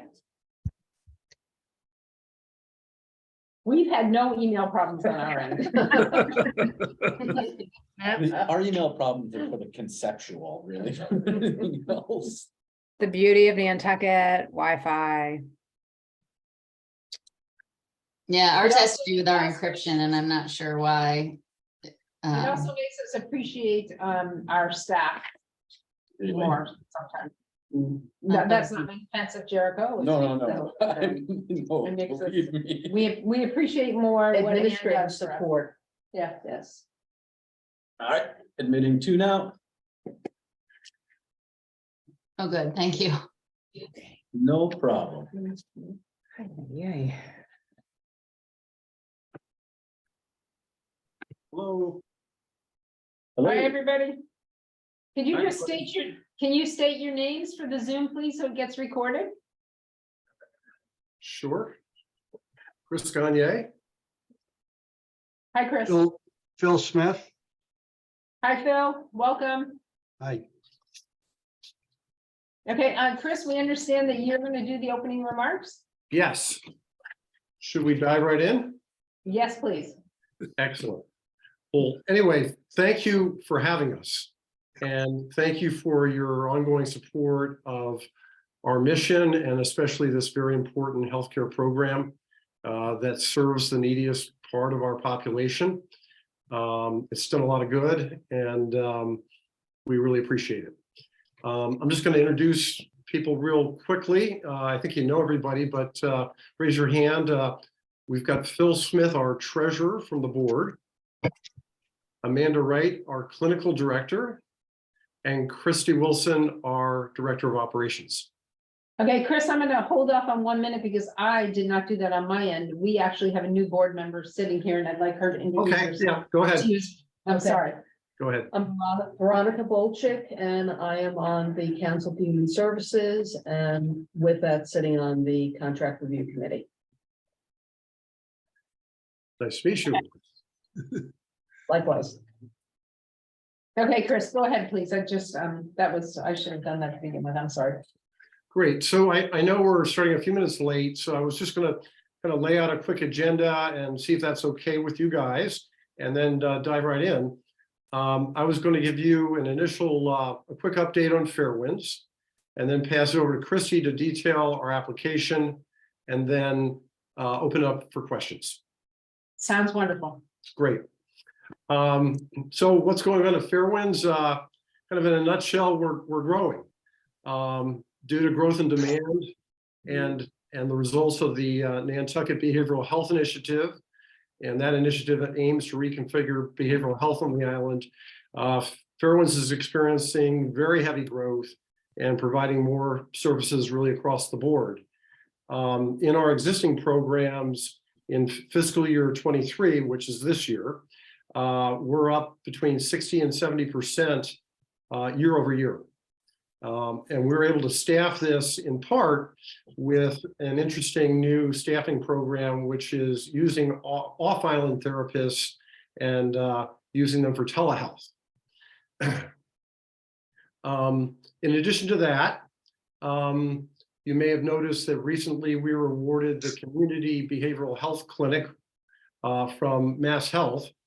And just in a nutshell, this is going to start out with crisis and stabilization, but then roll out to other services for Mass Health clients. And this will begin in January.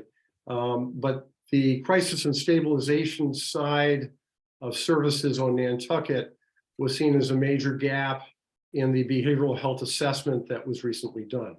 So it's very timely, and we've just started in January, and Amanda can tell you how it's going because we're 18 days into it.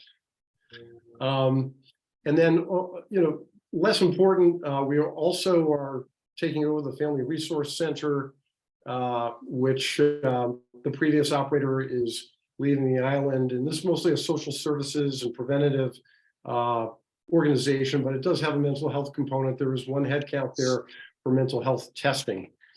So lots of new things, and we're grabbing it as quickly as we can and try to do the right thing with it.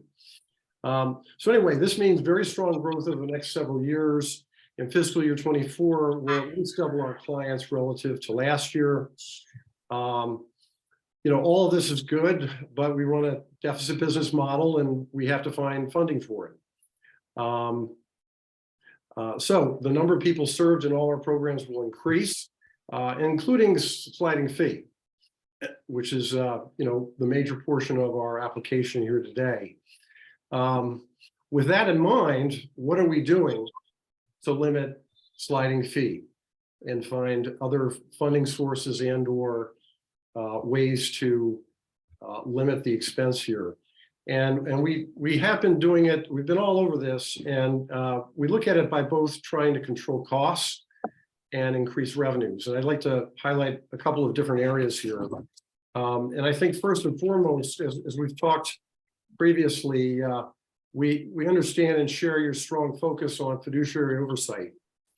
You're kind enough to fund us with money, and we both want to make sure that the best things happen with that money. And I believe that Fairwinds is structured to make sure that this does happen. We have two great managers here today with us.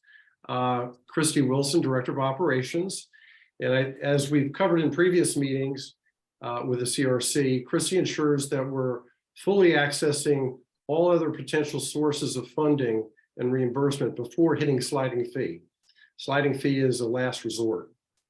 So we like to say that Christie throws nickels around like they were manhole covers, and it's true.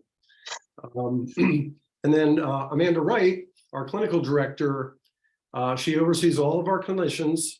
And not only does she ensure that the right clients are matched with the right clinicians, there's oversight there, and they're receiving good care, but she also makes sure that there is a continued medical necessity.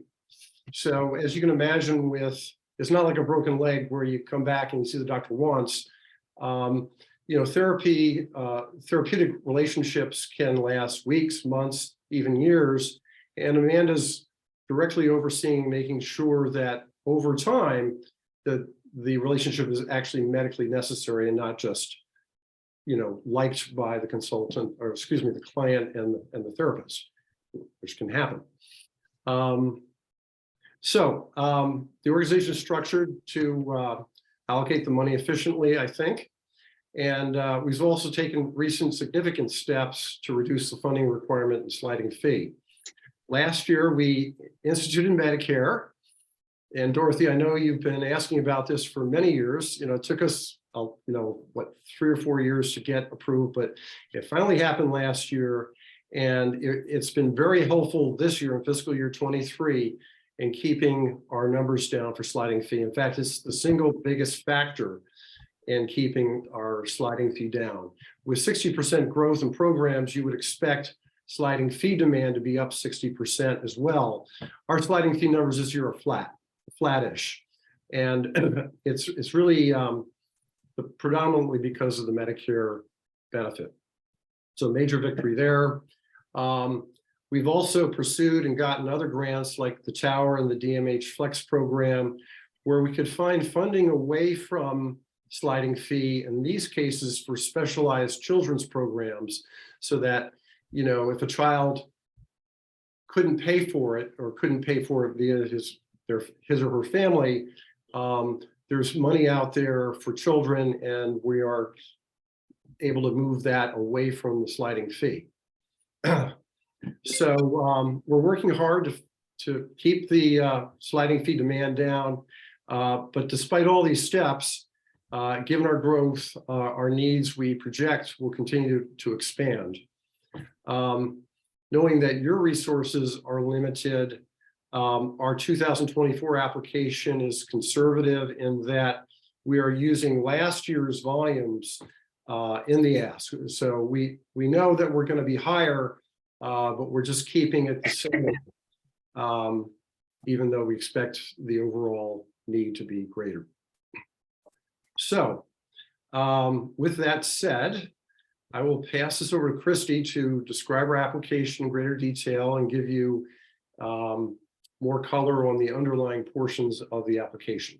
And then we'll open it up for questions. Thank you. Christie. Thank you, Chris. So as Chris mentioned, our ask is exactly the same as it's been the last 2 fiscal years. We have not changed it, even though a lot of things have changed. As he mentioned, the addition of Medicare has really made a huge difference for us. In last fiscal year, we were short on our sliding fee about $60,000, and we just so happened to get funding from DMH for that amount to help us to bail us out of that deficit. This year, we're not anticipating such a large deficit because Medicare is in place and reimbursing us, and that is a wonderful thing. And this year, so far, we've already billed Medicare $60,000, and that's just in the first 6 months. So if that trend continues, that would be $120,000 that we're not using sliding fee for people who before we took Medicare, they would be considered underinsured because we did not take Medicare. So it's just a massive assistance to everyone. that we now are able to take that insurance. So we are trending right now to this year so far, we're right on target with our sliding fee numbers. If you look at our Q1 and Q2 submissions, that total is really right on target for where we would want to be at just under 75,000. Maybe that's going to change, fluctuate in the next 6 months, but we're looking pretty good for our sliding fee this year. So that ask seems to be that bucket for the sliding fee of the 155,777 seems to be covering what it needs to cover, and we're really grateful for that. As we as you might know, we overshot a little bit for what we asked for the funding that we requested to cover the cost of Dominic Maxwell, who is our used to be our only med prescriber. He used to be our only MD. We just hired another MD, and that was just to cover the delta that was what we pay him versus what we're reimbursed. And we just overshot that a little bit last year.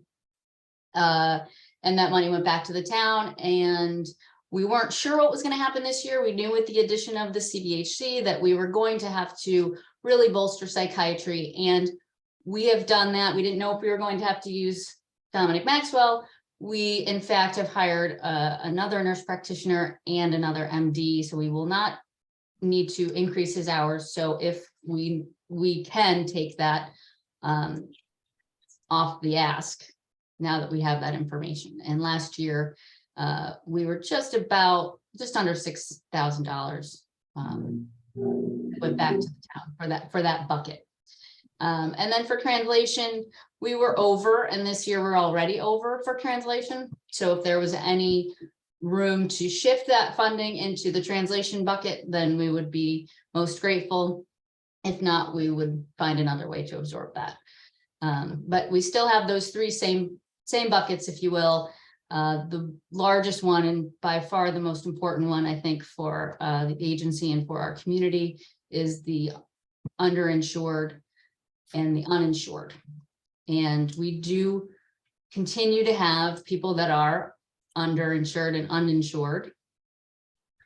And by underinsured, we do mean that they may have insurance and they may have decent insurance, but they have a $6,000 deductible that they're never going to hit, and they won't come in because they're going to have to pay until they reach their deductible. So that's where we have them fill out the sliding fee so we can see what they can afford, and we eliminate that barrier to care, which is very important because people will not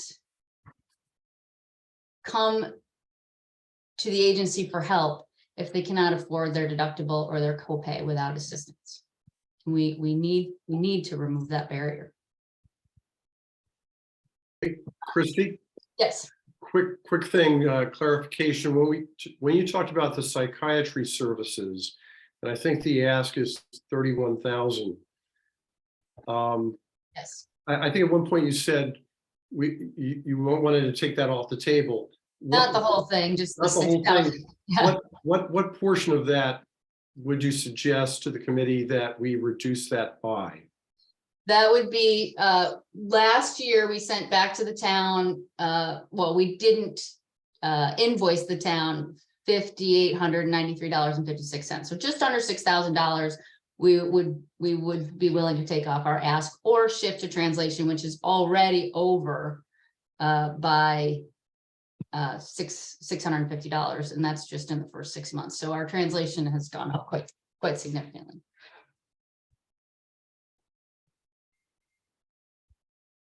Okay, does Amanda want to talk now? Do you have questions for me? I mean, No, I think, do you have anything to say to us? I mean, I think it's just to reiterate the amount of growth we've had over the past year and the need for services that are still needed on this island. And so I think that any funding that we can receive from all of you is obviously really important and helpful and beneficial. And, you know, we're taking on a lot more now with the Community Behavioral Health Center that we were granted and doing crisis for everybody, regardless of their insurance. And our real goal with crisis is to prevent people utilizing the ED and being able to help them in the moment in the community and keep them out of the emergency room and get them set up with next day appointments for med management, for therapy, or same day appointments. Okay. I would just say, this is Phil, I would just say, just put a little sharper point on it. In the last year, we've hired 5 clinicians, 4 full-time, 1 part-time, and 3 additional telehealth clinicians. So this is all an attempt to keep up with the demand. Phil, can you give me that number again, please? It's 4 full-time clinicians and 1 part-time clinician. I think I have these numbers right. Yeah, and then Phil, we also hired 3 additional telehealth clinicians. So these are clinicians that work off island, but then come every month. We have a hybrid model, so they'll come and stay in the housing we have and be able to see their clients in person. And then we've also been able to increase our psych team. So as Christy and Chris had shared earlier, we now have another psychiatrist, a doctor. And then we also have 3 psych nurse practitioners on our team, and 1 is available 24/7, 365. She's available for on-call for the crisis staff plus the emergency room. Are they here, the nurse practitioners? The nurse practitioners are psychiatrist who's an MD, Dr. Price is on the island, and then the psych NPs again do the telehealth hybrid model where they'll come to the island, see clients in person, and then they kind of come every couple months. And then for our psych on call person, that's available for the ER doctors as well as for our clinicians for crisis. They are remote, solely remote. Okay, would you just repeat that at the beginning? Did you say that who is here? Sorry. So on island from a psychiatry standpoint, we have Dr. Margaret Ann Price. And then off island, and they come to the island is like to visit and see clients in person, is Dr. Maxwell, who's our medical director, who does telehealth and in person.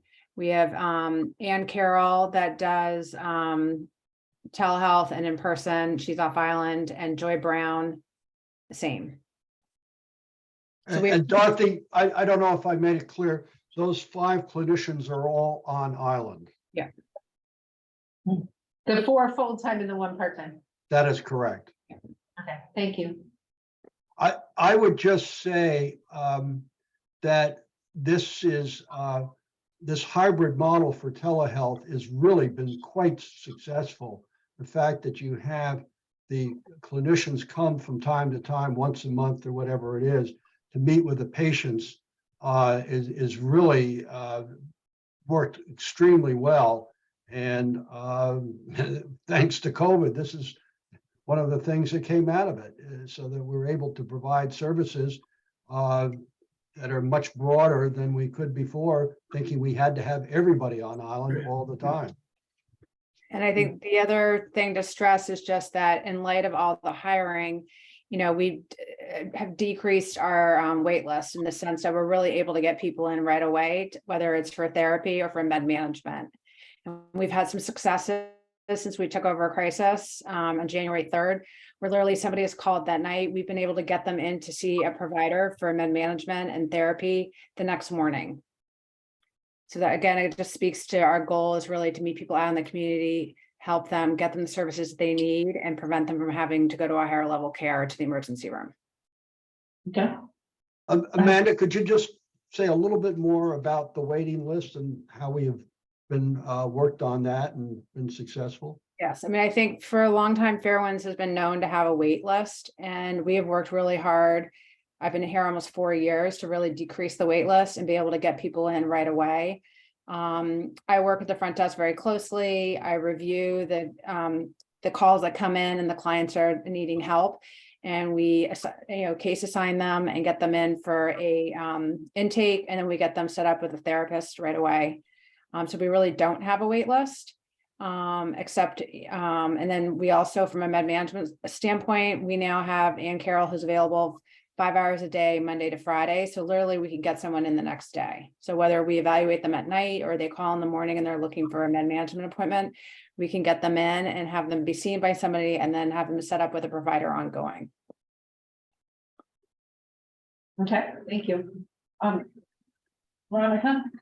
I don't think at this point I have any questions, you know. That.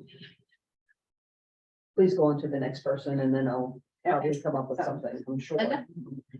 How smoothly have the referrals been going from Dr. Lepre on people that need psychological help? That are suffering from substance abuse? That is a wonderful question. We work very closely with Dr. Lepre and Aline and his team. I actually was over there the other day talking with them for when we did the application for the Community Behavioral Health Center. Part of it was that we needed to have a relationship, a memorandum of understanding with Addiction Solutions, so that if for any of those clients that would like MAT prescribing, medication assisted treatment, we could get them in for that right away. And so we have an ongoing relationship with Dr. Lepre and his team, where if we needed to have someone go and see him for whatever services, we can do that, and vice versa. And so he has sent over a fair amount of clients recently that need to be seen for therapy and also for a peer recovery coaching program. And we're in constant communication every week.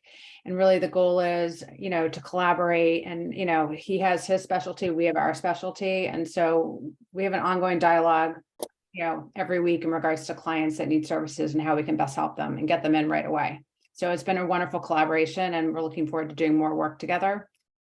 That's great. I think Dorothy at some point is going to talk about the cannabis.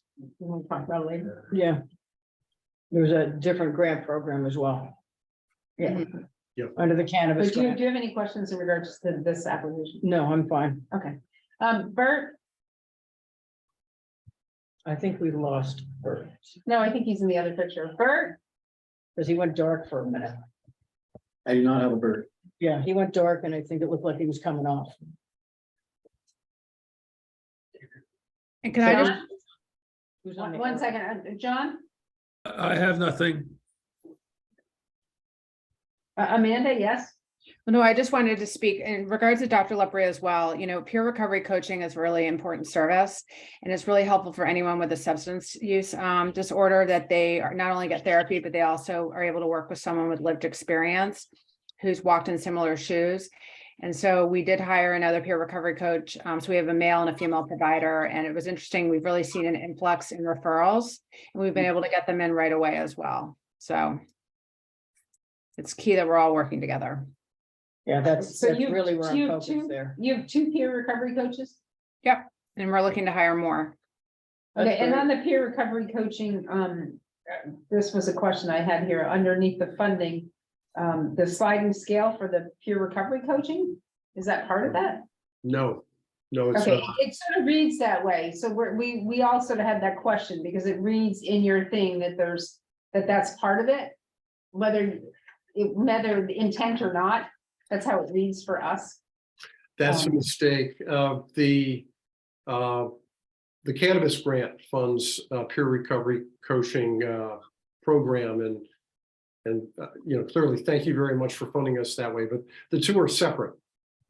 Yes, okay, we wanted to make sure that it wasn't getting into this, as it read as though you were No, asking for funding for that as well, and we just wanted to make sure that was not going on, and reading in, Be on the how do you lookout, by feel the that way. you had? Dorothy, tell them, be on the lookout for Linda, it. I am not ready to, Okay. I would like to go, I'm staying on this one for a minute. Could you please tell me on your ratio of your community, how you're seeing your impact within the different demographics of the community right now? Are you seeing an uptick in anywhere? Do you feel that they're hearing more about you? Seeking services more than they were? And I'm gonna add a little thing on there, and Amanda, and then you can answer the whole thing for me. And how do you feel the relationship is going with the school as far as getting students in for help? So if you can answer those two, that'd be really great. Okay, so in regards to the school, we have a very close relationship with them. We've really worked hard on that. We have a school counseling program that we offer. So for kiddos that are looking for some short-term therapy, we have a clinician that's able to work with them for 6 sessions. And then what happens is if they need to be to have ongoing therapy, then they can come and see us for ongoing therapy. So we've been doing that for 2 years now, and it's worked really well. And then the school also relies on us for when there were crisis situations, even before we took over crisis. So for instance, when that young man was killed on the motorcycle, the school reached out to us that night to be able to provide counseling services for the children and the teachers. And so we were able to be there all day and the next couple of days over the weekend to provide that support. So we work very closely with the schools. You know, now that we're taking over crisis, we really have worked hard to educate the whole community about the work that we're doing, the fact that we're able and available to provide support to anyone, whether it's at home or the school or the hospital or within the community. We've done a lot of marketing, which I'm sure you've seen. We had to get a new crisis number. We also have had individual meetings with police, fire, Safe Place, NAMI, Gosnell, to kind of share with them like the services that we offer now and the fact that the agency is able to be open later. We have more same-day appointments. We have more appointments to get people in for med management. So I think Fairwinds has really done a great job in terms of working together with all the partners on the island to kind of work together, but also be able to help get people in when they need the services. And we're continuing to do a lot of advertising. I mean, you know, crisis is its own unique thing. And we're also working very closely with the hospital. So we have a contract with them so that we will go in and do crisis at the hospital as well as in the community. And I am happy to say that we've been able to divert 4 clients over the past 2 weeks from the hospital and being able to get them, you know, in for services right away. Okay, well, a big change. And then can you answer the question on the demographics? for me? I can take that one, Dorothy. Christie, yeah. Thank you so much.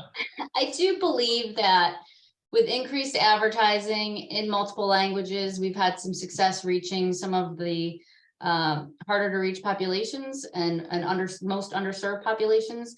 We have now a fluent Portuguese speaking full-time front desk office worker, and she also speaks Spanish, and we have our office manager speaks fluent Spanish. And we're always on the lookout for any clinicians, whether it be telehealth or obviously in person, who speak multiple languages. And we do have Spanish speaking and Portuguese speaking clinicians. I do believe that one of the reasons our translation has gone up so significantly this fiscal year is because we have reached those populations successfully, or are starting to reach those populations successfully. And what we are using Zoom for is we actually will bring the translator onto the Zoom call. So there are 3 people on the call, the clinician, the translator, and the client are all on the Zoom call together. So that's really been very successful. But are not only the Portuguese and the Spanish community, do you feel that you're reaching, we have so many demographics here, we have so many different, you know, when my son graduated a couple of years ago, there were 13 different countries represented with 13 different languages as their first language. So we know it's just not Spanish and Portuguese. And so how do you feel your ability is to get to everybody in that cultural demographic, that, you know, the diverse demographic we have going on in the community? We use Siricom, which has all languages, including sign language. So we will be able to assist people in all languages. The marketing, we need to try to expand that in other languages for certain, and we will continue to make strides in that direction for sure. Okay. Great. And can you just touch upon a little bit of what your, how you feel your fundraising has gone this year? I believe that we have been very successful in our grant writing, and we had a very successful fundraising event this past summer for Blooming Bids was very successful. We had Adam Nagler, which was very successful. Our annual appeal has been very successful, and Yeah. the event was very successful. So we are having successful events, And we have been successful in. securing some Dorothy, new- Are you seeing specific, market increases? So I'm sorry. Well, are you seeing a market increase in the amount of money you're getting in donations now that you're getting more publicity out for the need for mental health and what you're providing? Are you finding that the funding donations are coming in at a higher level? I would say our fundraising is better. It's coming in pretty much on budget. Because we know as we get bigger, you know, we only get 33 cents on average of earned revenue per dollar spent on the programs. So the rest is fundraising. So the bigger we get, the bigger funding base we need. So we've spent a lot of time over the last couple of years figuring out, well, how do we support this thing? And, you know, we're just there. I mean, our fundraising is growing and growing, you know, kind of at budget in a way that is funding the larger organization. let me give you some numbers. Can I give you some numbers just for fundraising? We just had a finance committee meeting 2 days ago. And for the last 6 months, ending the end of December, our fundraising numbers were $370,000 for this last 6 months. The same time a year ago was 227,000. Wow, good improvement. That's You what I want me to want. repeat that? Yeah, you said 320,000 this year and it was 227,000 last year? 370 this year. Yeah, Dorothy, one of the things we could probably do here is we have different buckets, and if we throw out numbers, it's going to get confusing. We've got fundraising, donations, and grants, and depending on what it is, there's different moving parts. So I'd rather give you a complete report on what it all is, so that you could see everything rather than just pick out one number. And it's good that fundraising is up, but you know, I just don't want to. I want you to get the full picture. That's all. Yeah, if you would just send that, you can send that to me, Chris. That would be great. I would love it. I would just say one thing, as part of the CVHC, we get a one-time, it's called a DSRIP grant. And it's good for the next 6 months. And it's a large amount of money to get us going. But then once we're going, it goes away and we'll have a deficit there. So the good news is we have money right now to get the CVHC going. But over time, we're going to have to fund that thing too, just like everything else. So, you know, I just wanted to point that out for the committee. No, that's great. And then the other question, which I ask every year, capital. What are we looking at? Capital improvements? Are you looking at, have you secured being able to stay in that space? Yes, we are able to stay in the space. We have a lease on it. We do know that long-term, the hospital has other plans for, you know, the land over there, and they're thinking about it, but they haven't reached any conclusions yet. But we are in conversations with them about what they want to do, and they're asking us what we want to do. And I'm confident that, you know, I won't call you up one day and say we're homeless. You know, so the short answer is, you know, we don't know what's going to happen, but ultimately we think that the back part of Vesper is going to get improved. And, you know, we're in conversations with the hospital about how we can play a role there. Okay. Will you keep us, how long is your lease for? It was a 2-year lease, and I believe the maturity date, if I'm not incorrect, and we'll correct this, I believe the 2-year rolls over this May, and then we would have to renew it. We've sent our intent letter to the hospital to renew it in March for 2 more years. Thank you. I knew it was a month that started with an M. Oh, so it's March. Okay. Okay, guys, and I appreciate it. If we have any other questions, we will reach out. Sorry, we have Health Imperatives has been very patient in moving around their schedule because we have Ann out, and so we appreciate everybody. Thank you very much. Chris, I would love to have a conversation with you. I'm glad you were in Patagonia. Yeah. Sounds wonderful. That's where my nephew's headed for 3 months. And By himself. everybody, thank you for Okay, coming. thank Phil, you. thank you very much. Chrissy, again, as always, thank you so much. Thank you. And I'm thank very, you Thanks, guys Dorothy. for what you do. Thank very you, proud, committee. very proud of what you guys have accomplished Okay. in such a short period of time. Thank you very much. Have to talk to Thank you you for your support too. It really, it's Oh, was that essential. you It means a lot. For yourself? So thank you guys, and But I thought I was John, afraid. you're not muted. Okay, you're not muted, my friend. There we I got you go. now. Okay, thank you guys very Yeah, much. thank you so much. Thank you. Tell you, the difference between. Okay, now and 5 years ago Health is- Imperatives. yeah, Hi, everybody. Erica, Julia. No budget, it's no responsibility. Is Hello, Jason still- how are you? Good, hi. Good to Oh, see love you. We have a whole group here today. that. Awesome. I'm just gonna ask if you guys don't mind for a water break for 30 seconds. I Not at promise I'll be all. right back. That's a good idea. Take your time. Because they were. That chaos. Some money, they weren't doing reimbursements, they weren't getting insurance in. It was just a nightmare, it was a disaster. For quite a while.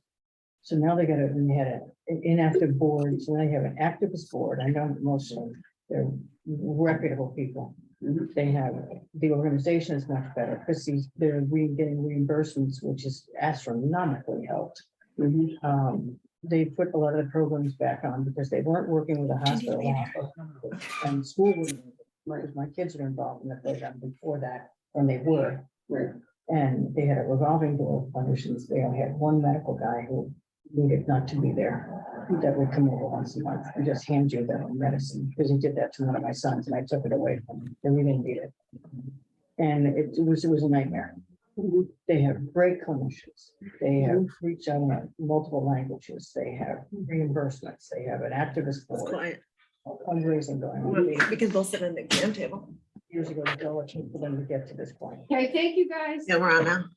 I'm a major advocate of drinking water, but at my age, it sort of has the other Well, side. I'm gonna have to go in there again. Just keep drinking water. Emily and I are in an exam room. Oh my Hi, guys.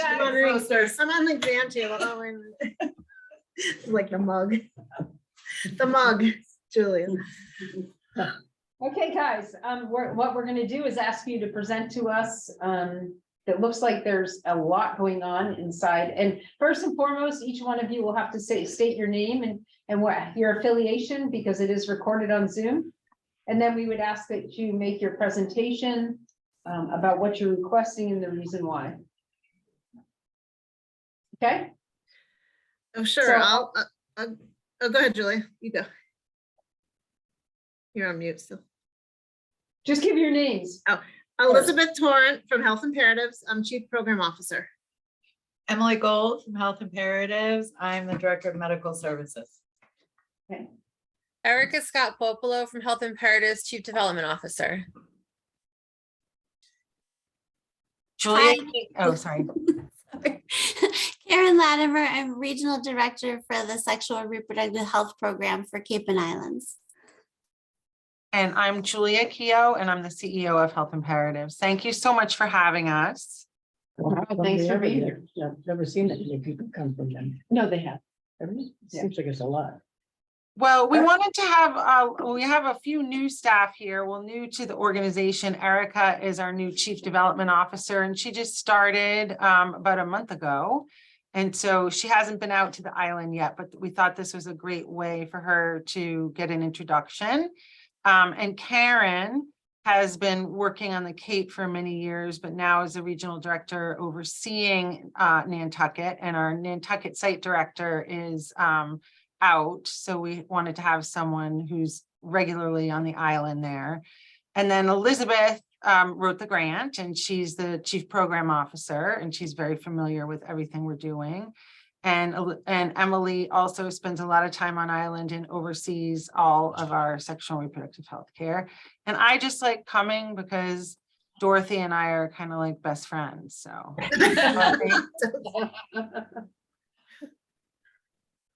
That's it. Okay, well, do you guys want to make your presentations? Sure. First, I just wanted to start by thanking you all so much for your support over the years. I was just talking to someone, and I know I probably say this every year, but I think that the town, our relationship with the town over the years has served as an incredible example of a public-private partnership that can really transform the way services are delivered in a community. And we use it as an example in every single place that we work. I think 10 years ago when I started, I think we were receiving $6,000 from the town annually.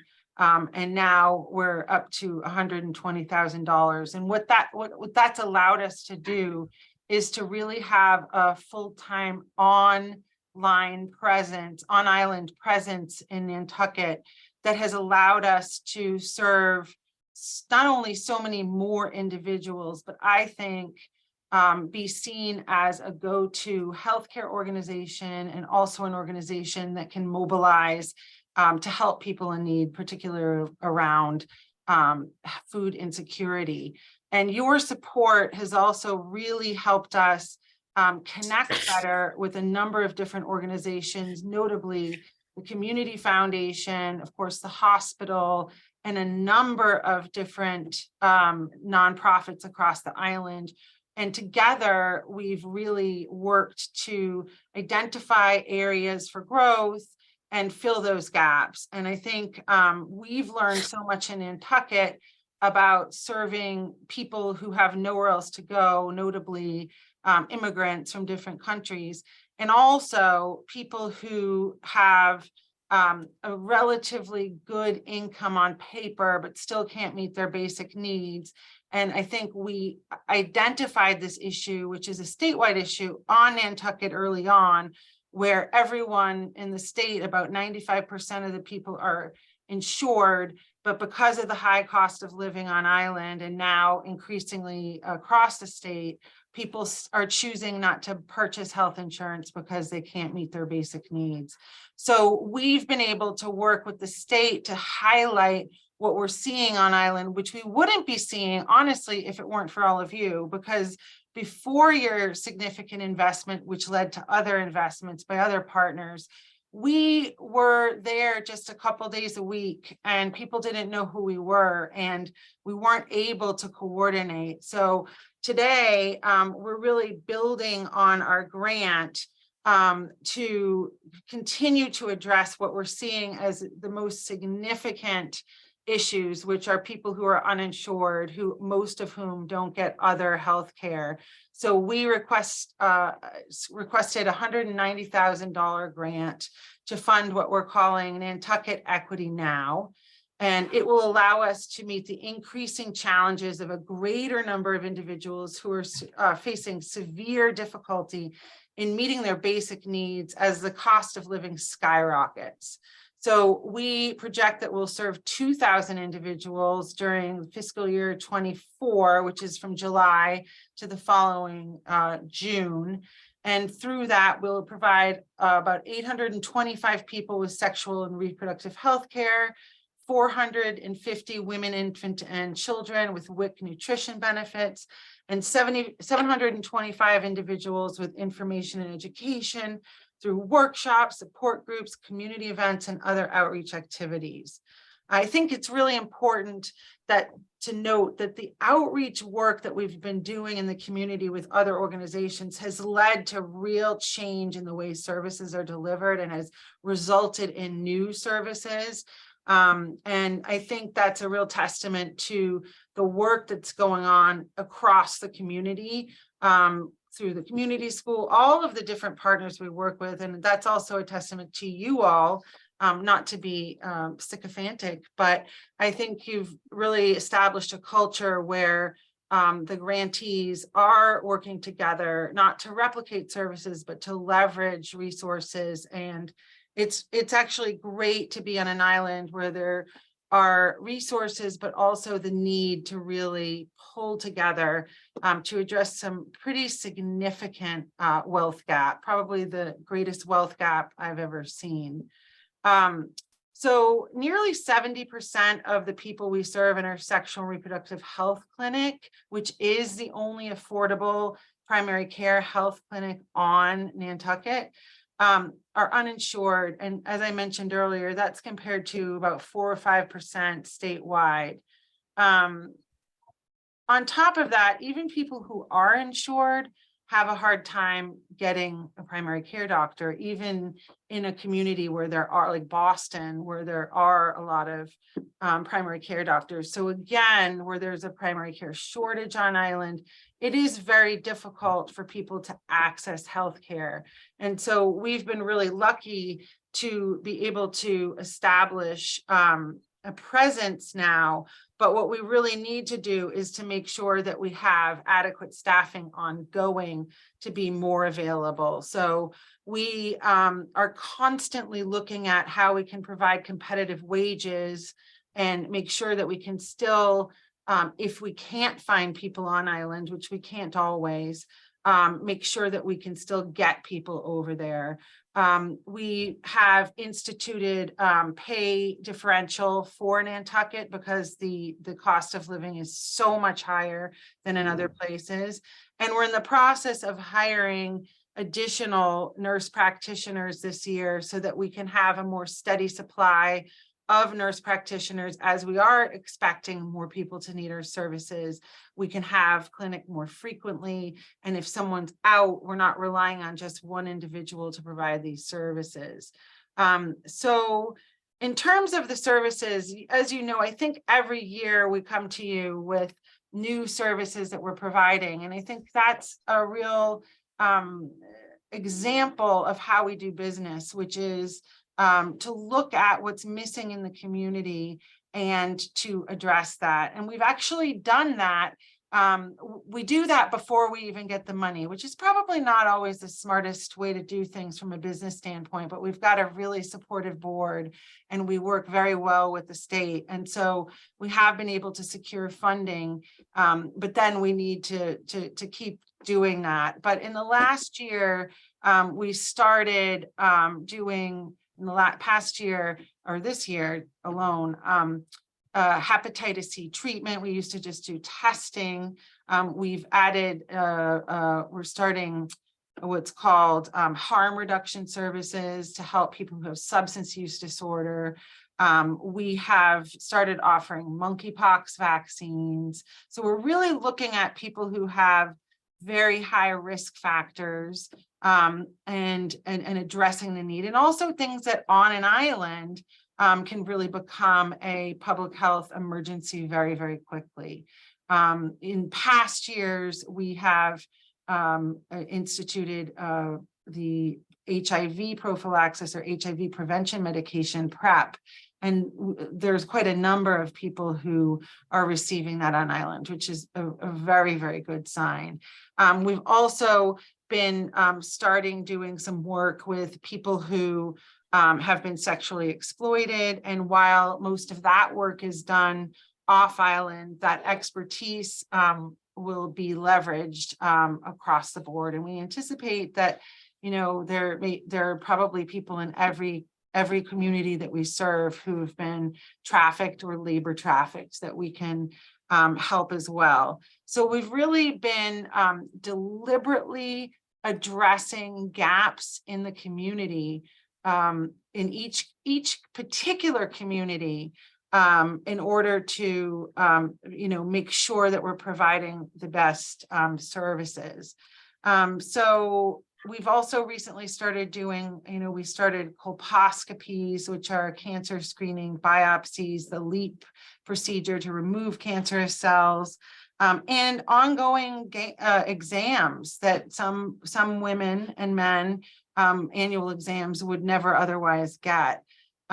So that's the healthcare piece. Our nutrition assistance, I think the WIC program is one of the most critical programs that a community like Nantucket can leverage, because it's the only one of the only federally funded assistance programs that doesn't take immigration status into account. So anyone who's pregnant, low income and pregnant under, with a child 5 and under 5, is eligible for healthy food, they can purchase actual food and formula, but also nutrition counseling, breastfeeding support, referrals for immunizations, dental care, health insurance, and all of that. So we're now we hope to provide services to 450 people next year. And this can make the difference, such a huge difference in the lives of babies and children, in their growth and in their education, their ability to learn everything. So as food costs skyrocket again, and the cost of living in general and housing is so scarce, this is one thing that we can really take advantage of and leverage so that people can feed their children. And again, we're working with about 30 organizations, and we'll be doing about 75 community activities and events, including media, advertising, social media. We're going to facilitate workshops and support groups. And some of the work that we've done around breastfeeding, nutrition, and healthy cooking have really generated a lot of excitement and brought people in who otherwise wouldn't come in. So I don't know if that's too much information, but to break down the funding, 95,000 is for sexual and reproductive health care. And of that, 30,000 is for covers the cost of the claims for insurance for people who aren't insured. And that's a new request that we put in, as well as 20,000 to cover. Julie, could you do that again? Julie, could you do that one time? The breakdown. So the breakdown is 95,000 for sexual and reproductive health, 35,000 for WIC, 10,000 for outreach and education, 30,000 for the healthcare costs of residents who are and underinsured, and that is actually part of sexual and reproductive health. But and then $20,000 for as an emergency fund for people who we're seeing who can't afford to pay rent, mortgage, or put food on the table. We already get funding through the Community Foundation with ARPA funds for COVID relief to provide emergency funds. So this would just bring it into next year, because we anticipate those funds ending at the end of June. So the 30,000 and the 20,000 we have 120,000 this year. We're asking for 190 next year. The big increases are the 30,000 to pay for claims for people who don't have insurance. And then the 20,000, which is an emergency fund for us to help pay for emergency costs for people we're seeing who are really struggling. And then the increased costs associated with increased costs of staffing, or the rest of it. I'm gonna have, does anybody else have anything to say? Because then I'll have everybody ask questions. Do I see any hand up? No? Okay, so we're gonna go directly into questions if everybody's okay. And I did something wrong at the beginning of this. I did not introduce the new member to the board, and then so I am doing it now. This is Veronica. Veronica, everybody. This is Veronica. She's going to tell you a little bit about herself, and then she's going to start with the questions. Okay, I'm Veronica Bolchik, and I'm on the Council for Human Services and sitting on Contract Review Committee. I wrote down, thank you very much, Julia. You gave us an awful lot of information. Sorry. Being new to this, I feel like I've just been bombarded with lots, and I've scribbled down some notes here. Thank you very much. What you were just one of the statistics or whatever, 825 reproductive and health, sexual health clients, 70% of those uninsured. And did you say that statewide that typically is 5%? And where it's 6% here? So across the island, you have a much higher percentage of people who are insured, but the people we see in our clinic are largely uninsured. And that's because of the people who come largely from other countries who Yeah. don't have insurance or who don't have adequate income are coming to us for their health care. They're not going to a physician through the hospital or on island because they don't have insurance. So Exactly. you become there not just for, I assume, for reproductive health, but for general health also. Yeah, we Correct. don't provide a full range of primary care, but for some people, that's all they would get though, you know, so we do some annual exams, but other than that, it's primarily related to sexual and reproductive health care, but for many women, you know, of a certain age, childbearing age, that's the main reason they go to the doctor anyway. Right. So ideally they would get other care as well. But Mhm. that's our focus. Mhm. But you're also now doing cancer screenings, et cetera, also Yes. hepatitis and, you know, Yes. the whole list. Absolutely. You know, I think it's important, Veronica doesn't know this, and I think it's important that you know that their nurse practitioner also works at the hospital, which gives her an in to getting patients that need stuff in the door. I just think that that's important because that's it's not like the nurse practitioner comes from away and doesn't have a working relationship. And jumping in another area, so you administer the WIC program on the island? Yes. Yes. Yes. Yes. Okay. All right. Extremely important. I love that You know. program. Extremely important. All three of my kids have went through it. Okay, I think that's it for right now, but incredible services that you're providing. Thank you. Linda? I'm just very thankful that you guys are here. I know a lot of your clients are undocumented. And as you said, they wouldn't be getting anything anywhere at all because they tend not to put themselves on the record someplace. And they absolutely need health care. And there's a large thousands of people here that are like that. I don't really have any other questions. The harm reduction services, substance abuse, you work with Lepre and Fair Winds and everybody else on this one? We do, yes, we do. And we just we just started doing harm reduction services, including overdose education, Narcan distribution. We work also closely with AIDS Support Group of Cape Cod that can be on island as well. So we have a great partnership with Dr. Lepres and people on the Cape and on Nantucket. We have yet to hire a harm reduction specialist on island, but we are still doing the work. When we have someone on island that's focusing on that, we will let you know, but we're still doing the work on island. We're recruiting And actively. we're actively Do you know of recruiting. anyone? Well, just know that there is a cannabis grant, which is separate from this grant, so just keep on the lookout for that. That's all I'm gonna say about that, but I'm just very thankful that you continued on with the WIC. Because as I said, all three of my kids were in it and two of them were on highly specialized formula, which was $135 a week. I could never have fed those two kids who are allergic to everything, including me. Yeah, and then there was the formula shortage this year that we encountered and was most difficult on the island with, you know, few options for people to find that infant formula, let alone the special infant formula. It was a real scary time for people. And it was, yeah, because it was Nutramigen. It was just, you guys have done a tremendous amount of work and outreach and working with other entities, so I'm very happy. Okay, John, do you have any questions? No, I don't. Okay, Julia, I do, you know I will. Sorry.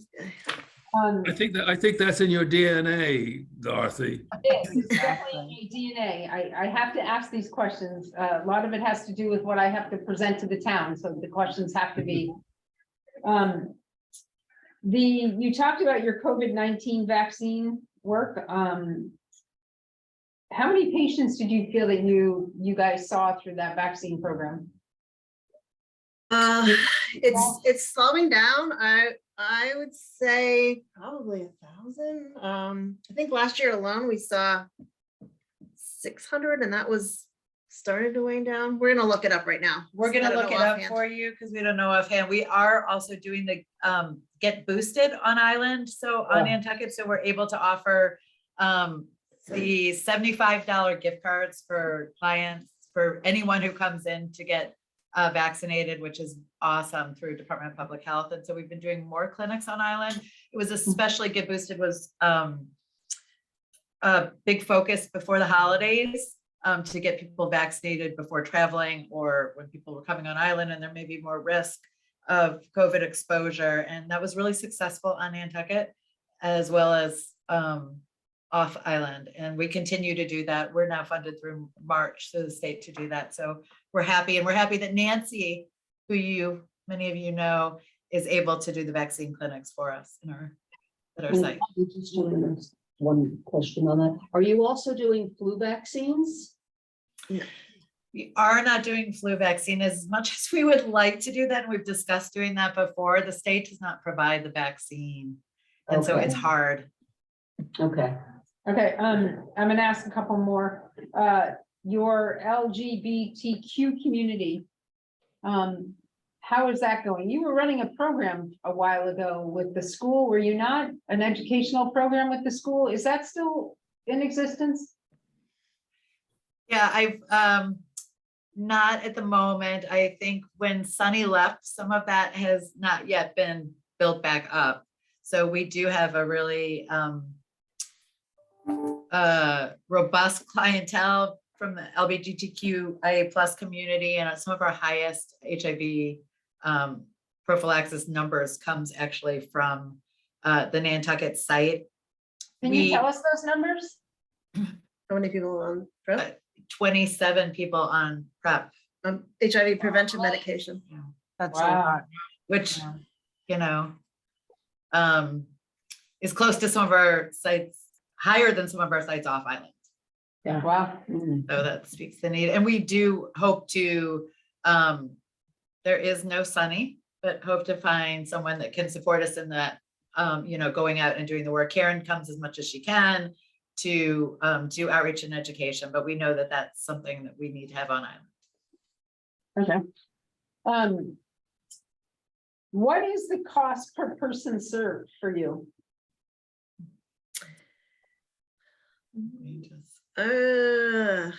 Probably based on service. 350, 400, over at least a couple of $100, I would say. Let's see, we have a deficit. What do you think, Julia? Like 400? I was gonna say about $300. 300? Because yeah, it depends. I think it also depends on the service. Service, yeah. providing. Yeah. Okay, and what is your direct client, what is your direct client assistance? When you say that you give assistance to clients, what is the direct client assistance? Are we talking about the distribution, the COVID emergency Emergency. funding? Oh, the Yeah. COVID emergency funding that we've received for a couple years. So we assess every client and ask them if they are struggling to put food on the table, pay bills, are they behind in their rent, their mortgage, the utilities. It's very often occupancy, housing costs that are where people are really struggling, food as well. And we assess, we have people fill out an application, so it's fair across the board. We, ask them how back in arrears they are on their bills, and it goes through a sort of a central person, usually me at the office, and we're able to use that funding and literally cut them checks and mail them out or distribute them at the site so that they can pay their bills. Sometimes it's medical bills. Some people were laid off. Some people had health, again, without a health insurance, had bills. Trying to think of a couple of stories on Nantucket.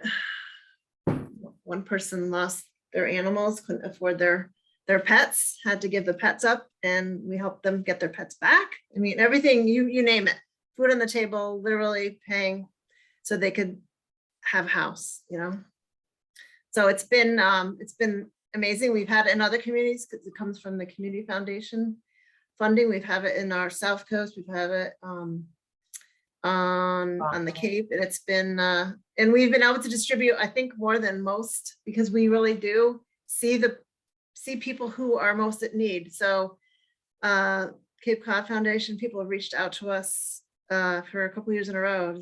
They'll give us a set amount, and then they'll say, no one else is giving it out. Can you take more? Yes, of course. It is not hard. It's not hard to do. I would imagine it wasn't. Underneath the organization information mission statement, it states here that Health Imperatives is a nonprofit community-based agency that provides trauma-informed health and human services to more than 20,000 families and individuals annually in Nantucket. Oh, all of them.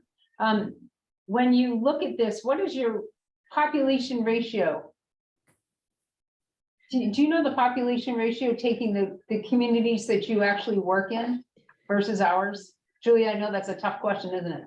Yes. So you mean yeah. what percentage of Can you all? give me that answer?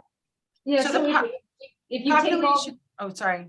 if you take all the different communities that you work in, Yeah. what is the ratio in the population in each community versus ours? Like, so Oh, let's I say, see. do you know what I Okay. mean? Could you, Yeah. could you get me that information? Yeah, I think we would have to do it by as clinic rather than, is that what you mean? Because, Yeah. you know. I can tell you of the 7 clinics that Nantucket sees the highest percentage of Hispanic residents. I think what you meant was of the 7 clinics is Nantucket's 10% of the 7 clinics, right? Okay. Like percentage of total. Well, no, Yeah. like what I'm saying is if in your 7 clinics, each clinic has a demographic or a population.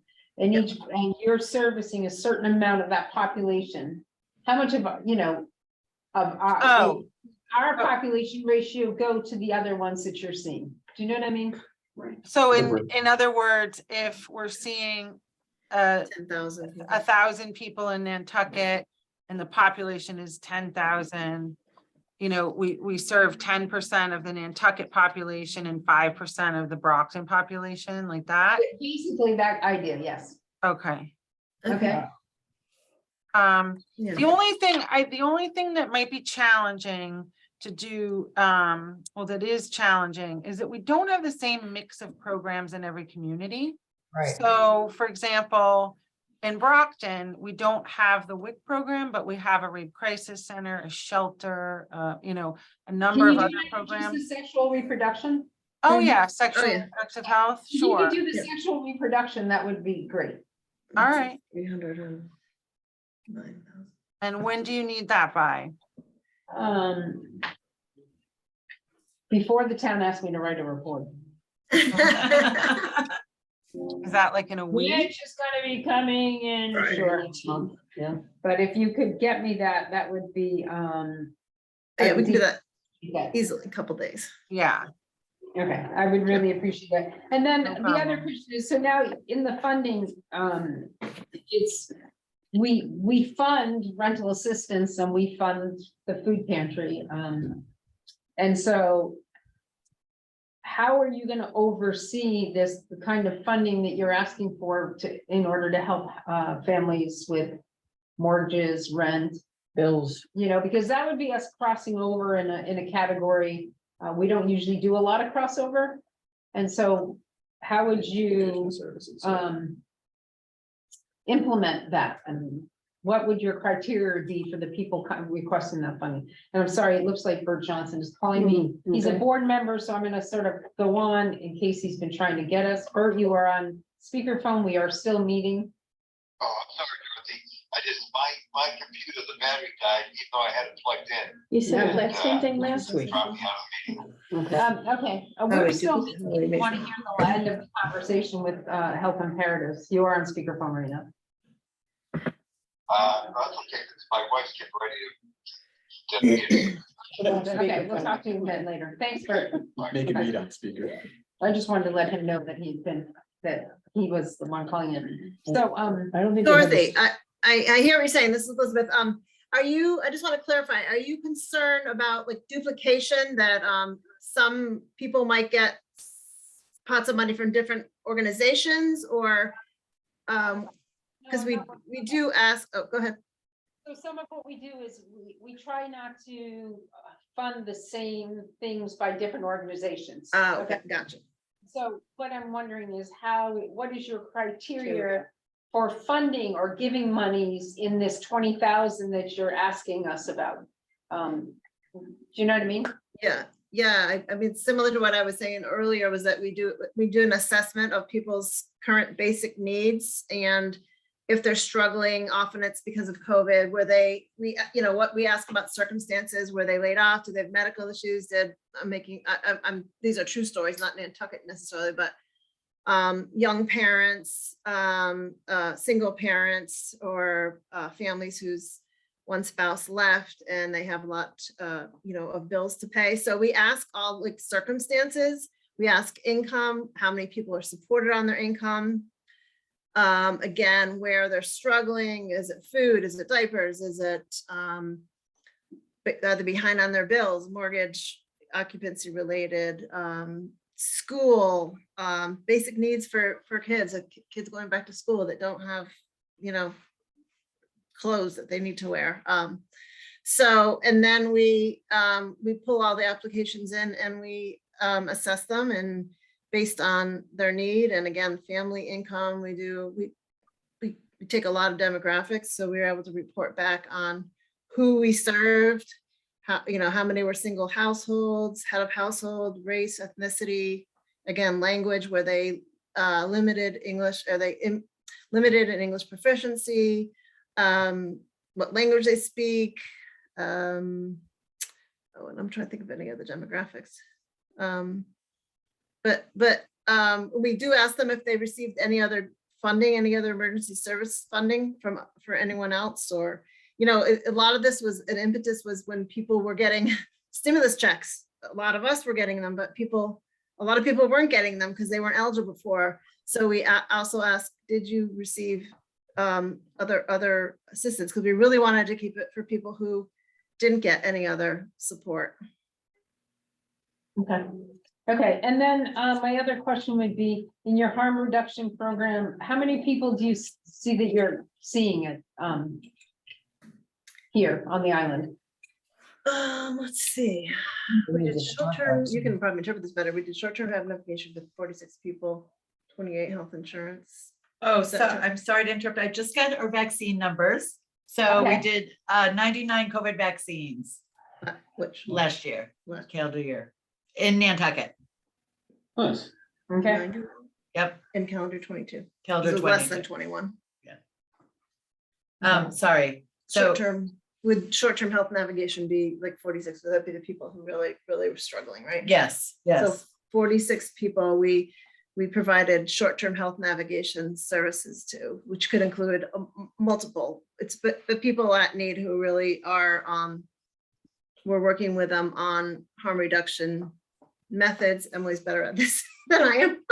Counseling. But it can be anything from overdose education, Narcan distribution, fentanyl strips, just education around safer smoking. It can be education around other forms of harm reduction. And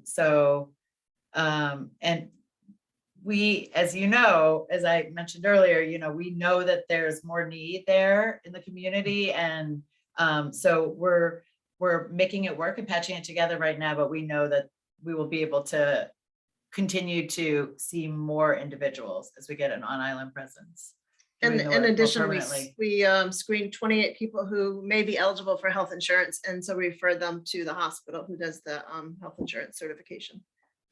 Okay. Of course, we want to maximize any reimbursement that people can get, and also making sure that if they have insurance, then they can see other providers, specialty or primary care. So that's a question we ask everybody. And with a quick assessment, we can pretty much figure out if they are eligible. Okay, I'm gonna ask 2 other questions, then I'll be done. Have you secured your lease with the hospital for how much longer? No, we have not. We haven't. You haven't? When is it coming up?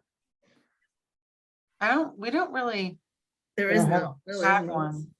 They just, right now, you don't Just- have one. We know that Fair No. Winds does, but you do not. They pursued it and we deliberately didn't. You should probably have that conversation with the hospital, considering they have major plans for 75 units next to you. You might want to have that conversation. Okay. We've been looking for other space for a few years ago. We really were looking to find space, but there's nothing that we could find that was basically affordable. Right. Yeah, Fairwinds has the same problem. And then what is the effort? So if I'm correct, Karen, you're sort of overseeing the Nantucket branch right now, correct? Yes, that's correct. Mhm. Are you looking to hire locally?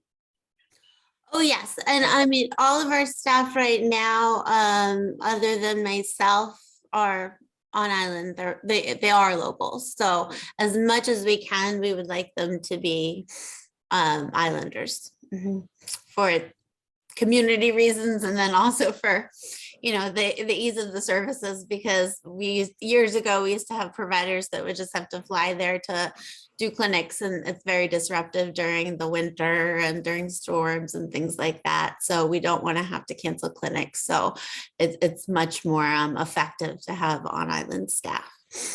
Right. Supportive So of the community. You're actively pursuing somebody to be here? Yep, Yes. for the harm reduction specialists, we're actively recruiting. Through the harm reduction? Yep. That's the last half of part-time, half-time position. Mhm. Exactly. Mhm. Okay, I don't have any questions for you. As Linda alluded to, there is going to be a cannabis grant coming out. I'm not sure if your harm reduction program fits within that category. Julia, when it does, we will make sure that it gets sent to you and to Elizabeth, so that you are aware of it. And if it does fit into the criteria of what it is, we would be more than happy to see your application to us. And we're talking within the next couple of weeks. So Well, it should be posted next week, hopefully, but we've had a couple of delays on our end, but we promise you that we will let you know when it is posted. Can you tell us at all, like the overview of what it is? It's a cannabis grant, so the cannabis grant comes from the cannabis taxes, and what it does is supports programs that work on harm reduction within substance abuse. substance abuse. Oh, great. Wow. It's been approved for soap programs. What was the other one for Gosnell included? Peer, like a bunch of peer. We did mentorship peer programs. council, we've done peer, so it has a very broad spectrum. It can be, it's open to even town departments that want to develop programs or work on programs. So it's a harm reduction program that somebody's offering, whether it's support in counseling, group counseling, peer coaching, training, education. It's open for it has a big envelope it sits underneath, because of course harm reduction is really big. So right? it's not just for cannabis, right? It's for harm reduction generally? Exactly. It's paid for out of the cannabis. Okay. Yeah. I have a question, Dorothy. Yes. We just got funding from the Bureau of Substance Abuse Services at DPH to start a new housing program for people with substance use disorder. And it's really for people with very serious issues who have failed out of other housing systems. It started out as for people who were living in tents in Boston and what they call mass and cast, but it's now for just people who are either in shelter or living on the streets.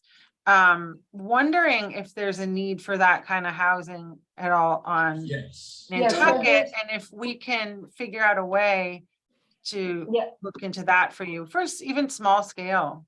Yes, there is. And I would say to you that there is, and one of the active things right now is there's the warming center for the homeless, and they look for funding to help with the hotels at night for some of our homeless. Once it gets under a certain temperature, they try to get them into housing.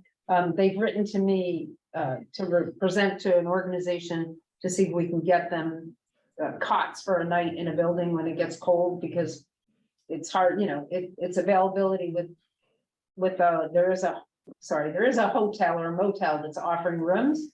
It's actually in certain amount, only if their rooms are open. But we have a larger homeless population than you might imagine. Right. And it is a major problem. And we You know, they can't have showers. A lot of them don't even get hot showers for the winter time. We don't have a sober house here for people coming out of rehab. Yeah. We had sort of, but not. So we've We talked have. about it before with other groups as well. With Dr. Leprey's group about somehow, because the cost of real estate here is so high. Neighborhoods are so resistant because there's so many off-island owners here. We've talked about trying to get another sober house for people that are having challenges, and we have to continue to talk about it, but there isn't any place here. They I go think off. this would be actual permanent housing, so you'd have to find like units, or I don't know if there's like a housing commission, right? There's a housing authority. We don't have any Section 8 housing here. No, We but don't have the ability to do this that. would subsidize the actual It is units themselves. Which So probably it would is. pay for the rent and the services. So it's a pretty unique, opportunity. I'm happy to talk to anyone out there who could operate the housing or the services, because it's the kind of thing Nantucket gets left out of all the time because of where you are. Well, Julia, I think that's a great conversation, and I will reach out to you. I think there are a couple of people I know that would like to get into that conversation with you. Okay, great. So I think on our end, as always, you guys, Julia, I really mean this to everybody there, Elizabeth, Julia, Erica, everybody. Erin, Emily. Sorry, Emily, Elizabeth. to all of you that are there, every year you all exceed what you tell us you're gonna do tenfold. And there's, in all honesty, there isn't an other organization that ever does to that degree what you guys do, and how you set a goal and you go so far beyond it. And your openness to work with the community. Jericho has spoken throughout COVID about how you guys worked with him, unlike a lot of the other healthcare organizations here. And we applaud that. And I applaud the work that you do. I applaud how hard you work to make this a viable and open to so many people. And I know it's not only the Spanish community or the Portuguese. There are a lot of Nantucket kids, young ladies that seek your services and really look to, I know they look to Nancy for a lot of guidance in their sexual reproduction. And she has helped a tremendous amount of our children here on the island. So I just applaud the work you do, and I don't know where we would be without you guys, because you really are, for so many, their only hope. And I really appreciate the work you do. And like I said, I've never seen anything come in front of me that you guys haven't turned into something even greater than you're presenting to me. Thank you. That is so Thank nice. you. Yeah. This is being recorded, right? Yes, Where do you want to send it? You can replay it. Please play it. Play it on YouTube, but I wish we could play it for the other island, but that's another story. That shall go nameless. we really, really appreciate what you do, and we think you're a major stakeholder in this community's human services. So thank you very much, each and every one of you. You're It the means best. Thank you so Thank much. you. Good to meet some of you. See We you really guys again. appreciate it. Yeah, it's Okay. great to meet all of you. Okay. Bye. you. Bye. Thank you. We'll be in Thank you touch. so much. Have a good night. Oh, hey, Julia, Oh, yeah. I want to get a date to bring Veronica up. I think it's important she see where you work out of. Oh, definitely. So she's gonna be leaving for a little bit. Yeah, I'll be off island until the 24th of February, but tomorrow or Do you have time tomorrow where I could walk her through? tomorrow or Monday morning tomorrow- or? Tomorrow might be tight. They have some people going and doing an assessment for some security stuff. all Monday day. morning? Monday.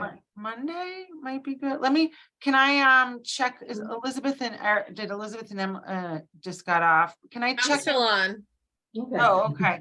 I think Elizabeth and Emily, well, maybe there's a time tomorrow. There might be a time tomorrow. Let me check with them, and should I text you? Yeah, if you could text me, Julia, and then I'll reach out to Veronica. If we can do it, I think it would be great. Because we're gonna go into deliberations in the next couple days, and I think it's key that she sees Sure. your space. Your cubby hole. Yeah, And what time is ideal for you? I'm open all day tomorrow. Okay. Yeah, and the only great. thing, I have a cannabis meeting, committee 1:00. meeting at 1:00. Okay. All right, thank you. Okay, All right, okay, fabulous, you. guys. Thank you so Thank you. much. bye. All right. Where are you going for a month? We- Okay, hold Oh, on, I'm hold gonna go on. to Atlanta. Can We we have a- make, hold on a second. I'm gonna, John, thank you. This has been a long time and I really appreciate all the time you put in. I'm It's gonna all right. ask, so that conversation go on Mhm. for record. Yes. That, if does somebody want to make a motion? I'll make a motion to adjourn. I second, Okay, John, second, Say yes. oh, yes. Linda? Yes. Yes, Dorothy, yes. Okay, we're gonna stop recording. All right, guys, see you later. Bye, thank you.